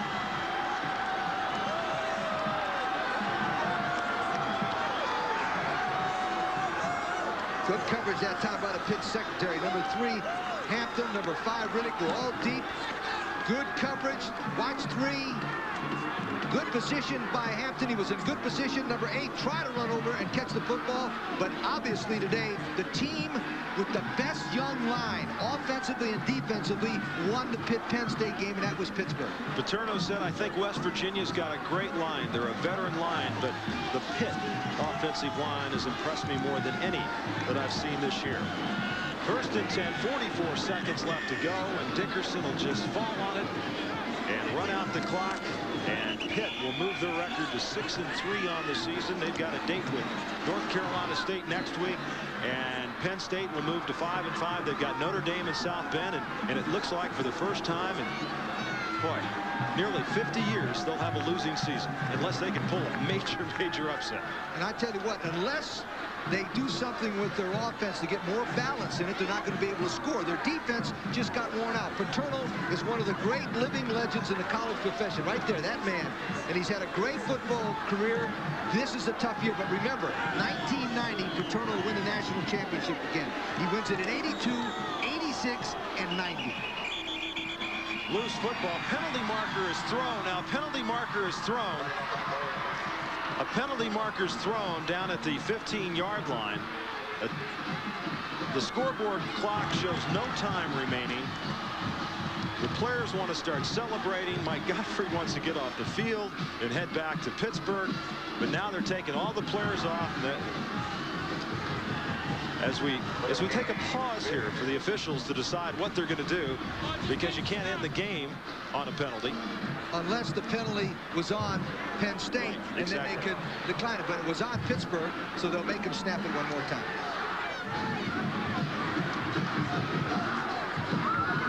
And we should say the officials done a good job tonight. When you don't have to talk about it too much, you know they've done a good job. So, Joe Paterno. And Penn State, they lose to Pitt. The Panthers, for the 2nd year in a row, have defeated the Nittany Lions of Penn State. The final score, 14-7. Great football game. Mike Gottfried, you just don't have any idea what it is when you're at Pittsburgh to beat Penn State. That's just a great thing, and he's got a good football team, a young team. The 2 best young teams I've seen this year are Oklahoma and Pittsburgh.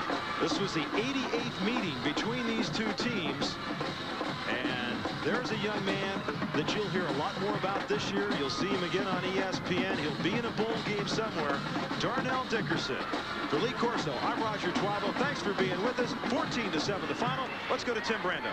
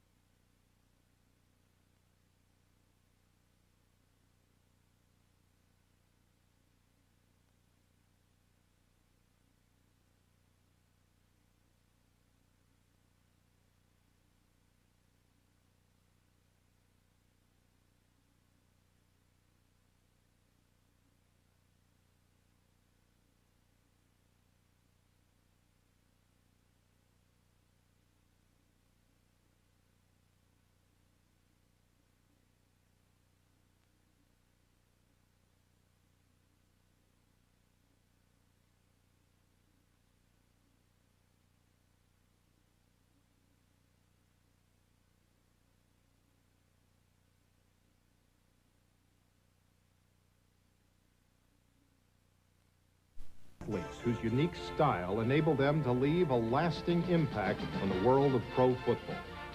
They were warriors who demonstrated a rare fighting spirit.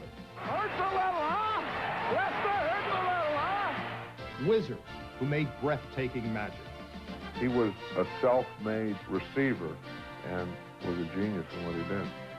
And wonder boys who were blessed with a special swagger and spellbinding talent. The clock has run out.